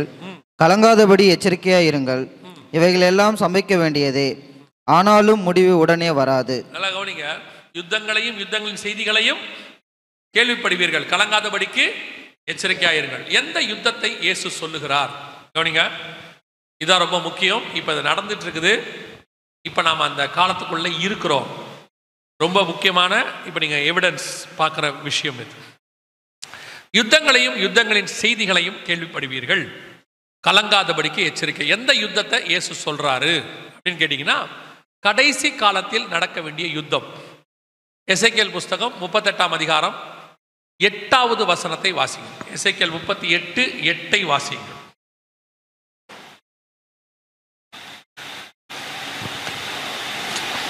அநேக நாட்களுக்கு பிற்பாடு நீ விசாரிக்கப்படுவாய், பட்டயத்துக்கு நீங்களாகி சேர்த்து கொள்ளப்பட்டு வந்தவர்களின் தேசத்தின் கடைசி வருஷங்களிலே நீ வருவாய். இருக்கா அந்த வசனம்? இருக்கா இல்லையா? இருக்கா? அந்த இடத்துல வசனம் தெளிவா இருக்கு. சேர்த்து கொள்ளப்பட்டு வந்தவர்களின் தேசத்தின் கடைசி வருஷங்களிலே நீ வருவாய். அப்ப இந்த யுத்தம் கடைசி வருஷத்துல நடக்கணும். இந்த யுத்தம் யார் யாருக்கு நடுவில் நடக்கணும்? யாருக்கு விரோதமாய் நீ வருவாய் அப்படின்னா 16வது வசனத்தை வாசிங்க. அதே 38:16. நீ தேசத்தை கார்மேகம் போல் மூட என் ஜனமாகிய இஸ்ரவேலுக்கு விரோதமாக எழும்பி வருவாய். ஜனமாகிய இஸ்ரவேலுக்கு, அப்ப வசனம் தெளிவா இருக்குது, இஸ்ரவேலுக்கு விரோதமாய் இந்த யுத்தம் வரும் அப்படின்னு இருக்கு. அப்ப இந்த வசனம் நிறைவேறது எப்போன்னு கேட்டீங்கன்னா, ஒரு 75 வருஷத்துக்கு முன்னாடி இந்த வசனம் நிறைவேறாது. ஏன்னா அப்போ இஸ்ரவேல் ஒரு நாடே இல்லை. 1948 தான் இஸ்ரவேல் வந்துச்சு. ஸோ இப்போ இந்த வசனம் நிறைவேற இடத்துக்கு நாம வந்திருக்கிறோம். என் ஜனமாகிய இஸ்ரவேலுக்கு விரோதமாய் நீ வருவாய். யார் வருவா? அடுத்த கேள்வி, யார் வருவா? 38:2 வாசிங்க. மனுபுத்திரனே, மேசேக் தூபால் ஜாதிகளின் தலைமையான அதிபதியாகிய மாகோகு தேசாத்தானான கோகுக்கு எதிராக நீ உன் முகத்தை திருப்பி. யாரை பத்தி சொல்லப்பட்டிருக்கு? மனுபுத்திரனே, மேசேக் தூபால் ஜாதிகளின் தலைமையான அதிபதியாகிய மாகோகு தேசத்தான் ஆகிய கோகுக்கு எதிராக நீ உன் முகத்தை திருப்பி அப்படின்னு இருக்கு. இது யாரை பத்தி சொல்லப்பட்டிருக்கு அப்படின்னு நான் பேரை சொன்னேன்னா அது எப்படி நீங்க கேட்பீங்க? அதுக்கு முன்னாடி அவங்க எங்கிருந்து வராங்க, எந்த பக்கத்துல இருந்து வராங்கன்னு பைபிள் சொல்லுது. அதை பார்த்துருங்க. அதுக்கப்புறம் இது உங்களுக்கு கொஞ்சம் ஈஸியாக இருக்கும். 39:2 வாசி. 39:2. நான் உன்னை திருப்பி உன்னை 6 துறடுகளால் இழுத்து உன்னை வடபுறங்களிலிருந்து எழும்பவும். எங்கிருந்து? வடபுறங்களிலிருந்து எழும்பவும். இஸ்ரவேலுக்கு வடக்கு பக்கத்துல இருந்து. இப்போ நீங்க இங்க இருக்கா, நல்லா கவனிங்க. அதுல பாருங்க, கீழே ஒரு கோடு இருக்கு, அது மேல போயிருக்கு பாருங்க, அதான் வடக்கு பக்கம். இஸ்ரவேல்ல இருந்து நேரா ஒரு கோடு மேல போனா அது மாஸ்கோ அப்படிங்கிற இடத்துல போய் நிற்கும். அதான் மேசாக். துபால்னா ரஷ்யாவுடைய இன்னொரு பகுதி டுபால்ஸ்க். இவங்க இஸ்ரவேலுக்கு விரோதமாய் எழும்பி வர வேண்டும் அப்படின்னு இருக்கு. கடைசி நாட்களில் இது சம்பவிக்கணும். 2 இடத்துல இருக்கு. நீங்க வாசிச்ச 38:8-16 2 வசனத்துல இருக்கு. இந்த வசனம் கொடுக்கும் போது, எசேக்கியேலுக்கு கொடுக்கும் போது, ரஷ்யாங்கிற நாடு இல்லை, இஸ்ரவேல் அடிமைத்தனத்துல இருக்கு. இஸ்ரவேலுங்கிற நாடும் அப்ப இல்லை, அது அடிமைத்தனத்துக்குள்ள இருக்கு.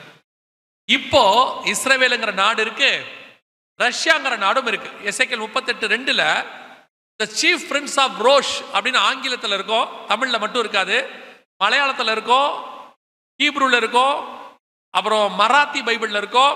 தி சீஃப் பிரின்ஸ் ஆஃப் ரோஷ் அப்படிங்கிற வார்த்தை இல்லாம இந்த மொழிகள்லாம் இருக்கும். தமிழ்ல மட்டும் அது டிரான்ஸ்லேட் ஆயிடுச்சு. அந்த ரோஷுங்கிறதா ரஷ்யா. எங்கிருந்து வரும்? வடபுறத்திலிருந்து வரணும். இப்போ இந்த யுத்தம் தான் ஸ்டார்ட் ஆயிருக்குது. நல்லா கவனிங்க.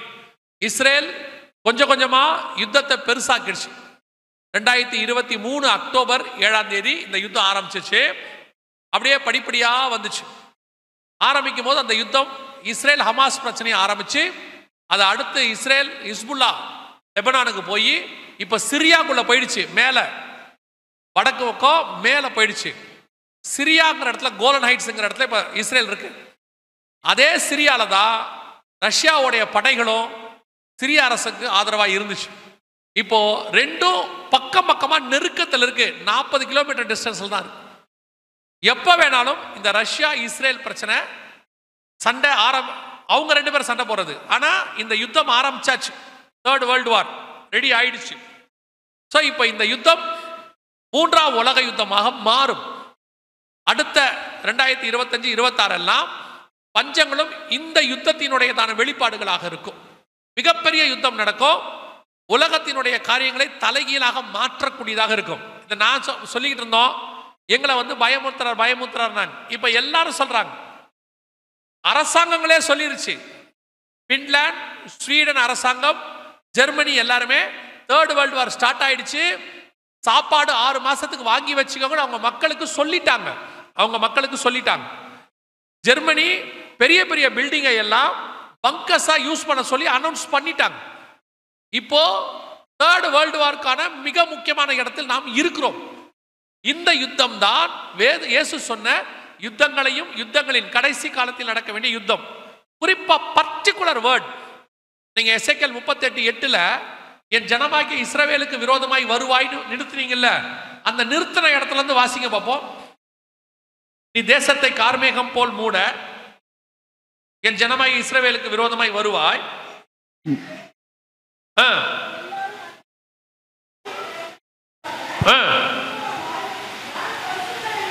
இல்ல எசேக்கியேல் 38:8 திருப்பி வாசிங்க. அநேக நாட்களுக்கு பிற்பாடு நீ விசாரிக்கப்படுவாய், பட்டயத்துக்கு நீங்களாகி பற்பல ஜனங்களிலிருந்து சேர்த்து கொள்ளப்பட்டு வந்தவர்களின் தேசத்தில் கடைசி வருஷங்களில் வருவாய். நெடுநாள் பாழாய் கிடந்து பிற்பாடு ஜாதிகளில் இருந்து கொண்டு வரப்பட்டவர்களின் எல்லாரும் சுகத்தோடே குடியிருக்கும் இஸ்ரவேலின் மலைகளுக்கு விரோதமாய் வருவாய்.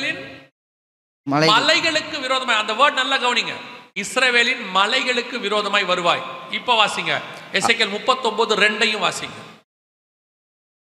நான் உன்னை திருப்பி உன்னை 6 துறடுகளால் இழுத்து உன்னை வடபுறங்களிலிருந்து எழும்பவும் இஸ்ரவேல் மலைகளில் வரவும் பண்ணி. திருப்பி 2வது தடவை வசனம் சொல்லுது, இஸ்ரவேலின் மலைகளுக்கு விரோதமாய் வரவும்.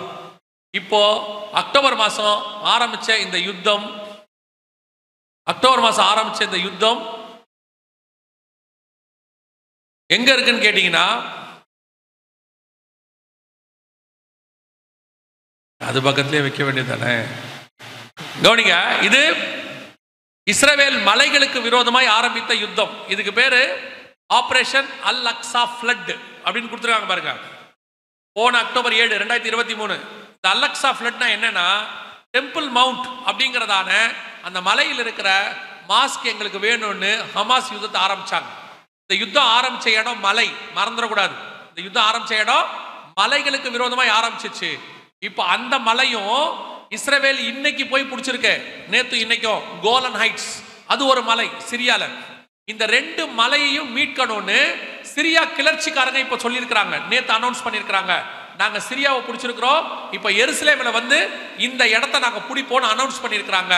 இதுக்கு ரஷ்யா உதவி செய்ய ஆரம்பிச்சு இது இஸ்ரேல் ரஷ்யா பிரச்சனையாக மாற போகுது. நல்லா கவனிச்சு கொள்ளுங்க. இப்ப கடைசி நாட்களில் மிக முக்கியமாக மலைகளுக்கு விரோதமான யுத்தம் ஸ்டார்ட் ஆயிடுச்சு. இதுவரைக்கும் நடந்தது எல்லாம் தேசத்துக்கான தலைநகருக்கான யுத்தம், இதான் மலைக்கான யுத்தம். எசேக்கியேல் 38, 39 2 அதிகாரத்திலையும் 8வது வசனம் 2வது வசனம் மிக தெளிவாக இருக்கு. ஆண்டவர் சொன்ன யுத்தமும் யுத்தங்களின் செய்திகளையும் கேட்க தொடங்கி விட்டீர்கள். 1 வருஷமா கேட்குறீங்க. இப்ப எல்லாரும் என்ன சொல்றாங்கன்னா, இது அடுத்த கட்டத்துக்கு போகுது, நியூக்ளியர் வாருக்கு போகுதுன்னு. எசேக்கியேல் 38, 39 நியூக்ளியர் வார் பத்தியும் இருக்கு. இதெல்லாம் எதுக்கு நமக்கு சொல்லுது? மிக தெளிவாக ஒன்று புரிகிறது. இயேசு சொன்ன கடைசி கால யுத்தம், சபை எடுத்துக்கொள்ளப்படுகிற காலத்தில் வரவேண்டிய யுத்தம் வந்துருச்சு. ஏன்னா இது 8 வசனத்துக்குள்ள இருக்கு. மத்திய 24 8 வசனத்துக்குள்ள இருக்கு. இது முடியும் போதுதான், அதாவது அந்த 8 வசனம் முடியறத சொல்றேன், யுத்தம் இல்ல. அந்த 8 வசனம் முடியும் போது வசனம் தெளிவா சொல்லுது, வேதனைகள் ஆரம்பிக்கும். நாம என்ன விசுவாசிக்கிறோம்னா, அந்த வேதனை ஆரம்பிக்கிறதுக்கு முன்னாடி வருகை இருக்கும் என்று விசுவாசிக்கிறோம். பைபிள் அப்படிதான் சொல்லுது. உபத்திரவ காலத்துக்கு முன்னாடி ஆண்டவர் சபையை எடுத்துக்கொண்டு போவார். இப்ப நம்ம கண்ணுக்கு முன்னாடி மிக முக்கியமான இடத்துக்கு நாம் வந்து விட்டோம்.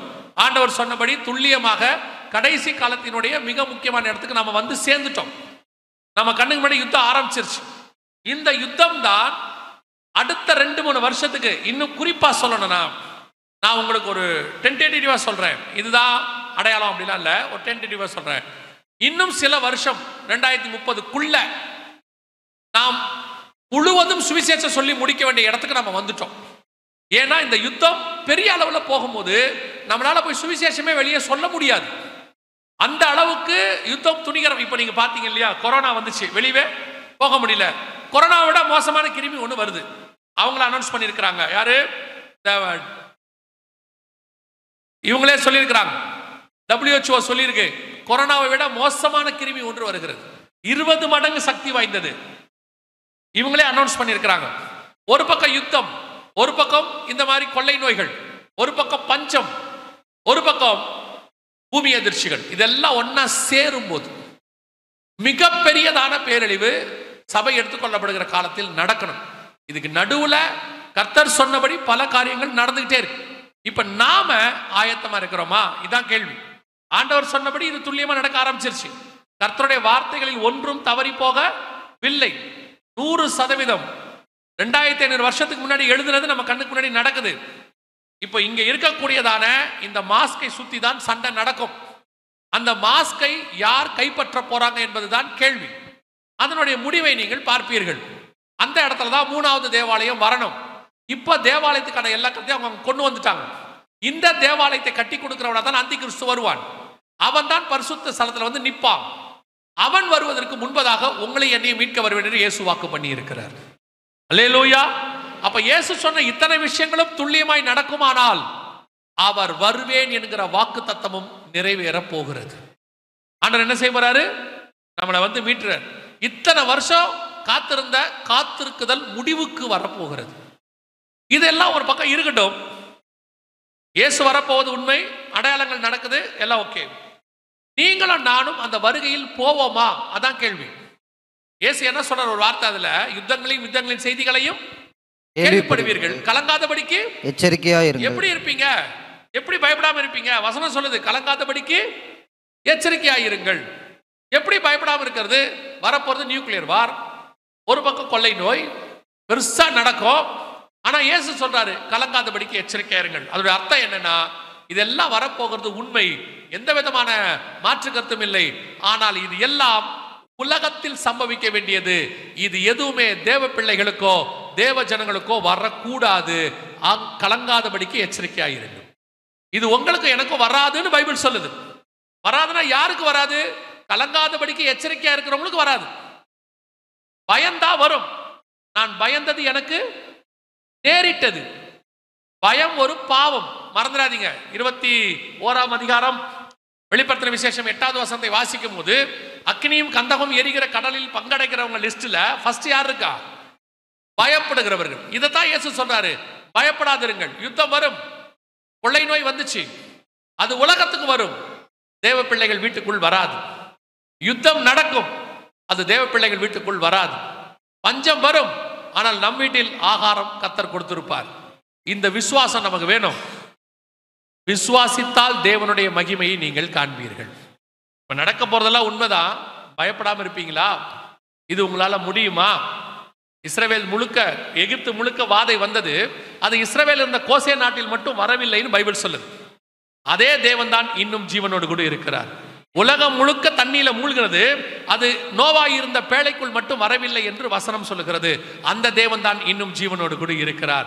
அந்த தேவன் உங்களையும் என்னையும் பாதுகாக்க வல்லமை உள்ளவராக இருக்கிறார். அல்லேலூயா. இதெல்லாம் சம்பவிக்க வேண்டியதே. கலங்காதபடிக்கு எச்சரிக்கையா இருங்க, பயப்படாதீங்க. இதெல்லாம் கேட்டோம்னா ஐயோ யுத்தம் வருது. ஆமா வரும், எல்லாம் வரும். நம்ம விசுவாசிக்கு என்ன பிரச்சனை தெரியுமா? இதெல்லாம் வரவே கூடாது. இதெல்லாம் என்ன செய்யக்கூடாது? வரவே கூடாது. அதுவும் எப்போ வரக்கூடாது? நான் இருக்கிற வரைக்கும் வரக்கூடாது. நான் போன பிறகு என்ன வேணாலும் நடக்கட்டும். சிலர்லாம் வீட்டில் சொல்லுவாங்க, என் கண்ணுக்கு முன்னாடி இதெல்லாம் நடக்கவே கூடாது. கண்ணை மூடிக்கோங்க. கர்த்தருடைய வார்த்தை ஒரு நாள் என்ன ஆகாது?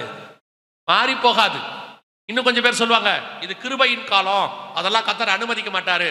கிருபையின் காலம். முதலாம் உலக யுத்தம் வந்துச்சா இல்லையா? 2ஆம் உலக யுத்தம் வந்துச்சா இல்லையா? சுனாமி வந்துச்சா இல்லையா? கொரோனா வந்துச்சா இல்லையா? இப்ப ஜப்பான்ல ஜனவரி மாசம் போன 1ஆம் தேதி பூமி அதிர்ச்சி 7 புள்ளியில வந்துச்சா இல்லையா? கிருபையின் காலம். கிருபையின் காலத்துக்கும் அதுக்கும் சம்பந்தம் இல்ல. கிருபையின் காலம்னா என்ன தெரியுமா? இதெல்லாம் சம்பவிக்கும். இதுக்கு நடுவுல தம்முடைய பிள்ளைகளை கர்த்தர் பறந்து காக்கிற பட்சியை போல பாதுகாப்பார். எவன் மேல் இரக்கமாயிருக்க சித்தமாயிருக்கேனோ அவன் மேல் இரக்கமாயிருப்பார். கர்த்தர் உங்களை என்னையும் பத்திரமா பாதுகாப்பார். அவ்வளவுதான். ஏன்னா நாம் அவரை விசுவாசிக்கிறபடினால. யார் விசுவாசித்தாலும் பத்திரமாய் பாதுகாப்பார். இதெல்லாம் சம்பவிக்க வேண்டியதே.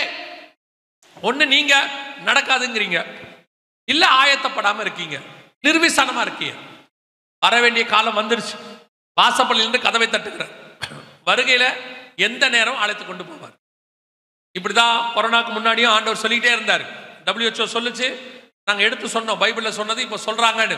ஒரு கூட்டம் நிர்விசானம் பாதிக்கப்பட்டாங்க. இப்போ ஆண்டவர் சொல்றார், யுத்தங்களின் செய்திகளையும் கேள்விப்பட தொடங்கி விட்டீர்கள். மலைகளுக்கு விரோதமாக யுத்தம் ஸ்டார்ட் ஆயிருச்சு. வெகு சீக்கிரத்தில் ஆண்டவர் வரப்போகிறார். அல்லேலூயா. இனி காலம் செல்லாது. அப்ப இந்த வருகை வந்துச்சுன்னா, ஒருவேளை இதுக்கு நடுவில் கர்த்தருடைய வருகை சம்பவம், ஏன்னா அவர் வர எப்போன்னு நமக்கு தெரியாது. வருகை வந்துச்சுன்னா இதில் நான் போகணும், என்ன செய்யணும் அப்படின்னு ஒரு கேள்வி இருக்கும் இல்லையா? அதை மாத்திரம் சொல்லிட்டு நான் ஜெபம் பண்ணிட்டு பாஸ்டர் கையில் கொடுக்க விரும்புகிறேன். என்ன செய்யணும் அப்படின்னு கேட்டா, 7 காரியங்களை நீங்கள் செய்தால் இந்த வருகையில் பிரவேசிப்பது எளிது. முதலாவதாக, இயேசு கிறிஸ்துவின் ரத்தத்தினாலே பாவ மன்னிப்பின் நிச்சயத்தை நீங்கள் பெற்றிருக்க வேண்டும்.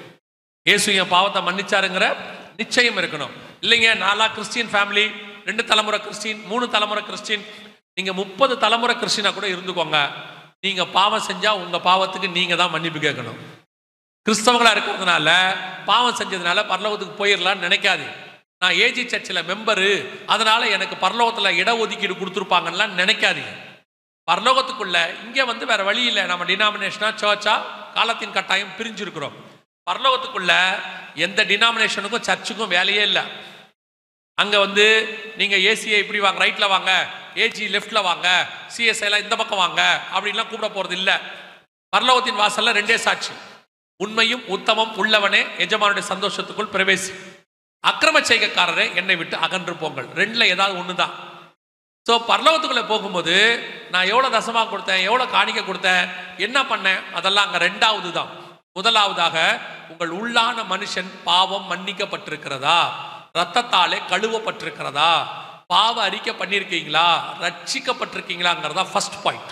2வது, பிதா குமாரன் பரிசுத்தாவின் நாமத்தினாலே தண்ணீர்ல மூழ்கி ஞானஸ்நானம் எடுத்து. இல்லைங்க, நான்லாம் குழந்தையிலே எடுத்துட்டேன், சின்ன வயசுலேயே கொடுத்தாங்க அப்படின்னா அந்த ஞானஸ்நானத்தை பைபிள் அலோவ் பண்ணல. அப்படி ஒரு ஞானஸ்நானம் பைபிள்ல இல்ல. ஞானம் வந்த பிறகு எடுக்கிற ஸ்நானத்துக்கு பேர் தான் ஞான ஸ்நானம். கர்த்தருக்கு பயப்படுதலே ஞானத்தின் ஆரம்பம். தீமை விட்டு விலகுதலே கர்த்தருக்கு பயப்படுகிற பயம். அப்ப ஞானஸ்நானம் எப்ப எடுக்கணும்னா, தீமை விட்டு விலகி கர்த்தருக்கு பயந்து இனி பாவம் செய்ய மாட்டேன் அறிக்கை செய்து பாவத்துக்கு மரித்து நீதிக்கு உயிர்த்தெழுதல், இந்த ஞானஸ்நானத்தை எடுக்கணும்னு பைபிள் சொல்லுது. இதை எடுத்திருக்கிறீங்களா? அதனாலதான் இயேசு ஒரே வார்த்தையில சொல்வார், ஒரே லைன்ல, விசுவாசம் உள்ளவன் ஆகி ஞானஸ்நானம் பெறுகிறவனே ரட்சிக்கப்படுவான். தண்ணில மூழ்கி பிதா குமாரன் பரிசுத்தாவின் நாமத்தினாலே ஞானஸ்நானம் எடுக்கணும். இதை எடுத்திருக்கீங்களா தான் கேள்வி. எடுக்காதவங்க எடுங்க, இனி காலம் செல்லாது. ஒருத்தர் கொரோனா நேரத்துக்கு முன்னாடி இப்படிதான் கிடைச்ச வாய்ப்பெல்லாம் விட்டுட்டாரு. அப்புறம் கொரோனால பக்கத்து வீட்டில் எதிர் வீட்டிலலாம் அநேகர் மறிக்கிறத பார்த்த உடனே இவருக்கு பயம் வந்துருச்சு, எங்கடா நம்மவும் போயிடுவோமோன்னு ஃபோன் பண்ணி கேட்குறாரு, பிரதர் எங்கேயாவது ஞானஸ்நானம் எடுக்க முடியுமா? நான் கேட்டேன், ஏன் இவ்வளோ அர்ஜென்ட்டான்னு. அவர் சொன்னார், இல்லை எல்லா வீட்லேயும் ஆளுங்க போயிட்டே இருக்கிறாங்க, என்னைக்கு நம்ம வீட்டில் போவோம் தெரியாது, எதுக்கும் ஞானஸ்நானம் எடுத்து வச்சுக்கலான்னு பார்க்குறேன்னாரு. நான் சொன்னேன், அப்படிலாம் எடுக்க முடியாது, சபை திறக்கிற வரைக்கும் நீங்கள் வெயிட் பண்ணுங்க. எப்போ திறக்கும் தெரியாது, கவர்மெண்ட் சொன்னால் தான் திறக்கும் அப்படின்னு. என்ன பிரதர் பொறுப்பு இல்லாமல் பேசுறீங்கன்னாரு.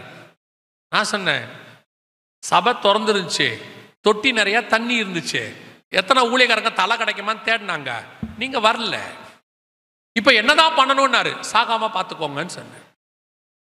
வாய்ப்பு இருக்கும் போது கொடுக்கும் போது சபையில என்ன செய்யணும், அதை பயன்படுத்தணும். அதுக்கு 1008 காரணம். கள்ளம் எடுத்தானா, நான் எடுக்கணுமா? கள்ளம் எடுக்கல, பக்கத்துல இருந்த இயேசுநாதர் எடுத்தாரா இல்லையா?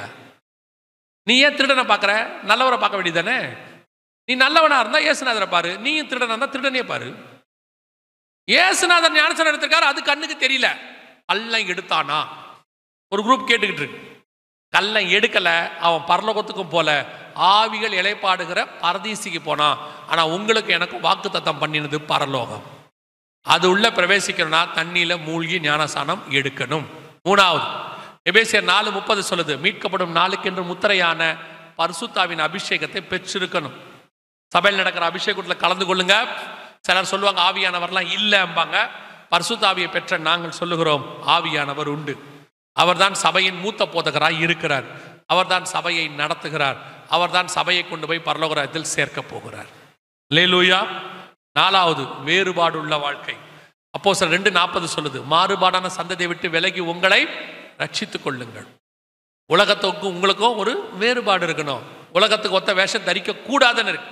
இன்னைக்கு சபை உலகத்தோடு கூட இணைய தொடங்கி இருக்கு. அதான் பைபிள் சொல்லுது, தேவபுத்திரர் மனுஷகுமார்த்திகளோடு கூட இணையிறாங்களாம். கர்த்தருக்கு அது व्यसனமா இருந்துச்சாம். என் ஆவி போராடுதுன்றார்.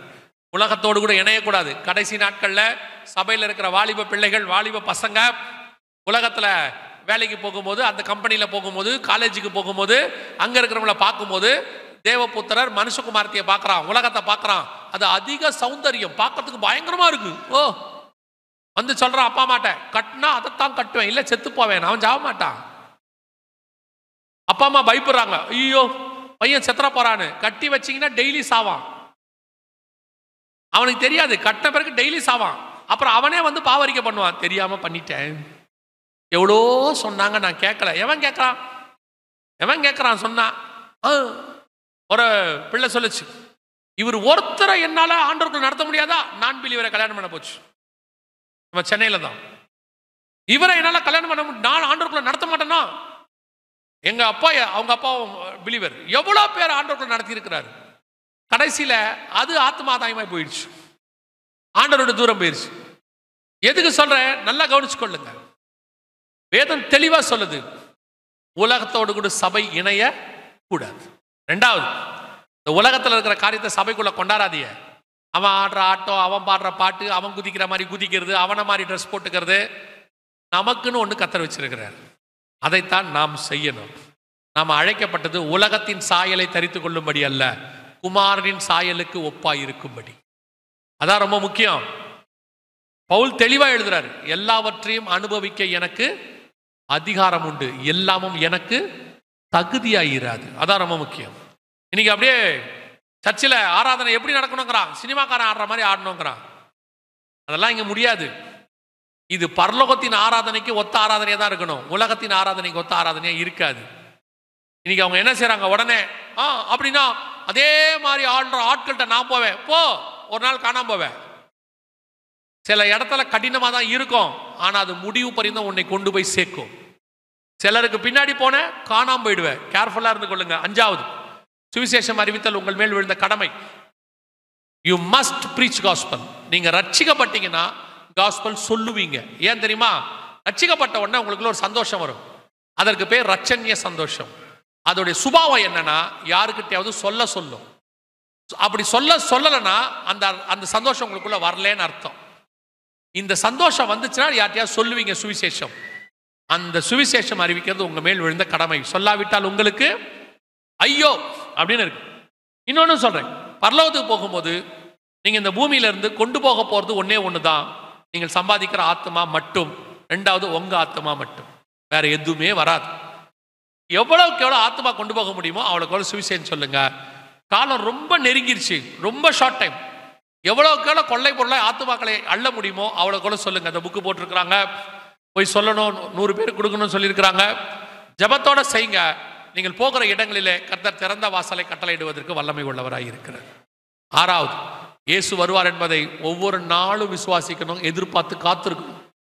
இன்னைக்கு வந்தாலும் நான் இயேசு போவேன், அந்த எதிர்பார்ப்பு இருக்கணும். ஆவியும் மனவாட்டியும் வா என்பார்கள், காத்திருக்கிற அனுபவம். இந்த செய்தி கேட்டோம், கொஞ்ச நாள் இருந்துச்சு, அப்புறம் அந்த வருகையை மறந்துடுறது. நம்ம டெஸ்டினேஷன், நம்முடைய முடிவு, நம்மளை அழைச்சது எல்லாமே வருகைக்காக மட்டுமே. அல்லேலூயா. கடைசியா ஏழாவது, முடிவு பரியந்தம் நிலை நிற்கிறவனே ரட்சிக்கப்படுவான். இந்த ஆறிலும் முடிவு பரியந்தம் என்ன செய்யணும்? நிக்கணும்.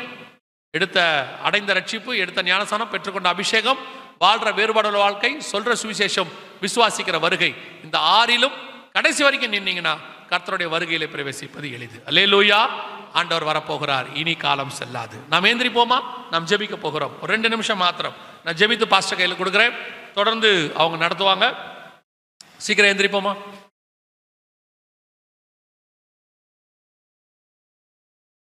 எல்லாம் கண்களை மூடுவோம்.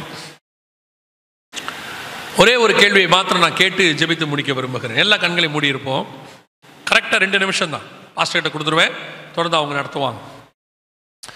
வேதம் சொல்லுகிறது, நம்மை நாமே நிதானத்தை அறிந்தோமானால் நாம் நியாயம் தீர்க்கப்படும்.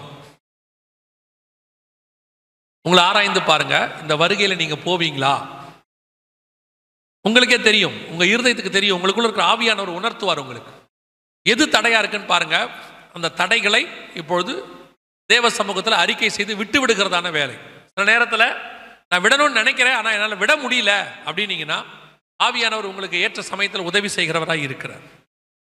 ஒரே ஒரு நிமிஷம் மட்டும் கண்களை மூடி அமைதியா, இந்த வருகைக்கு நான் ஆயத்தமா இருக்கிறேனா, இன்னும் ஆயத்தம் இல்லாம எனக்குள்ள என்ன இருக்கு, என் மாம்சம் ஆவி ஆத்மா சரீரம் மூணும் கர்த்தருக்கு முன்பாக உண்மை உள்ளதா இருக்குதா?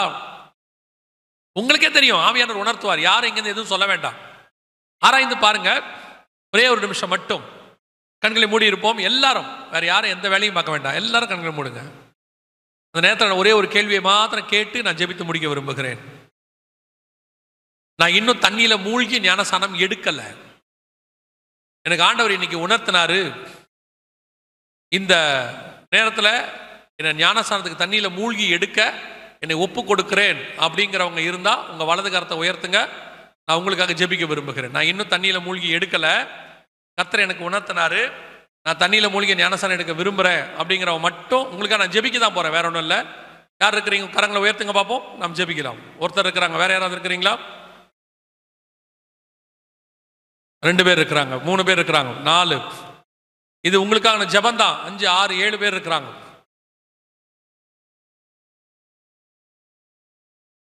சரி, கரங்களை வைத்து இருக்கிறவங்க வேற யாராவது இருக்கிறீங்கன்னா நான் உங்களுக்காக ஜெபிக்க போகிறேன் இப்பொழுது. இல்லை, மற்றவங்க எல்லாம் கண்களை மூடி உங்களுக்காக ஒரு நிமிஷம் மட்டும். சர்வ வல்லமை உள்ள எங்கள் ஆண்டவரே, இந்த கரங்களை உயர்த்தி ஸ்நானத்துக்கு ஒப்பு கொடுத்து ஆண்டவரே இன்னைக்கு ஒப்பு கொடுத்து ஜெபித்து கொண்டிருக்கிற ஒவ்வொருத்தருக்காக நாங்கள் ஜெபிக்கிறோம். கிருபை உள்ள கரத்தில் தாழ்த்துகிறோம். சீக்கிரத்தில் இதை எடுக்க கர்த்தர் கிருபை பாராட்டுங்க. இவர்கள் நிமித்தம் பரலோகத்தில் மிகுந்த சந்தோஷம் உண்டானபடினாலும் நமக்கு நன்றி ஆண்டவரே. ஆண்டவரே, இங்கே ஜெபித்துக் கொண்டிருக்கிற ஒவ்வொருத்தருக்காக நாங்கள் ஜெபிக்கிறோம். நீர் வரும்பொழுது இங்கே பார்க்கிற இந்த கூட்டம் அப்படியே வருகையிலும் காணப்பட கர்த்தர் கிருபை தருவீராக. மகிமை மூடிக்கொள்ளட்டும். ஊழியக்காரருக்காக ஊழியங்களுக்காக ஸ்தோத்திரம். கர்த்தர் ஆசீர்வதிப்பீராக. இயேசு கிறிஸ்துவின் நாமத்தில் பிதாவே.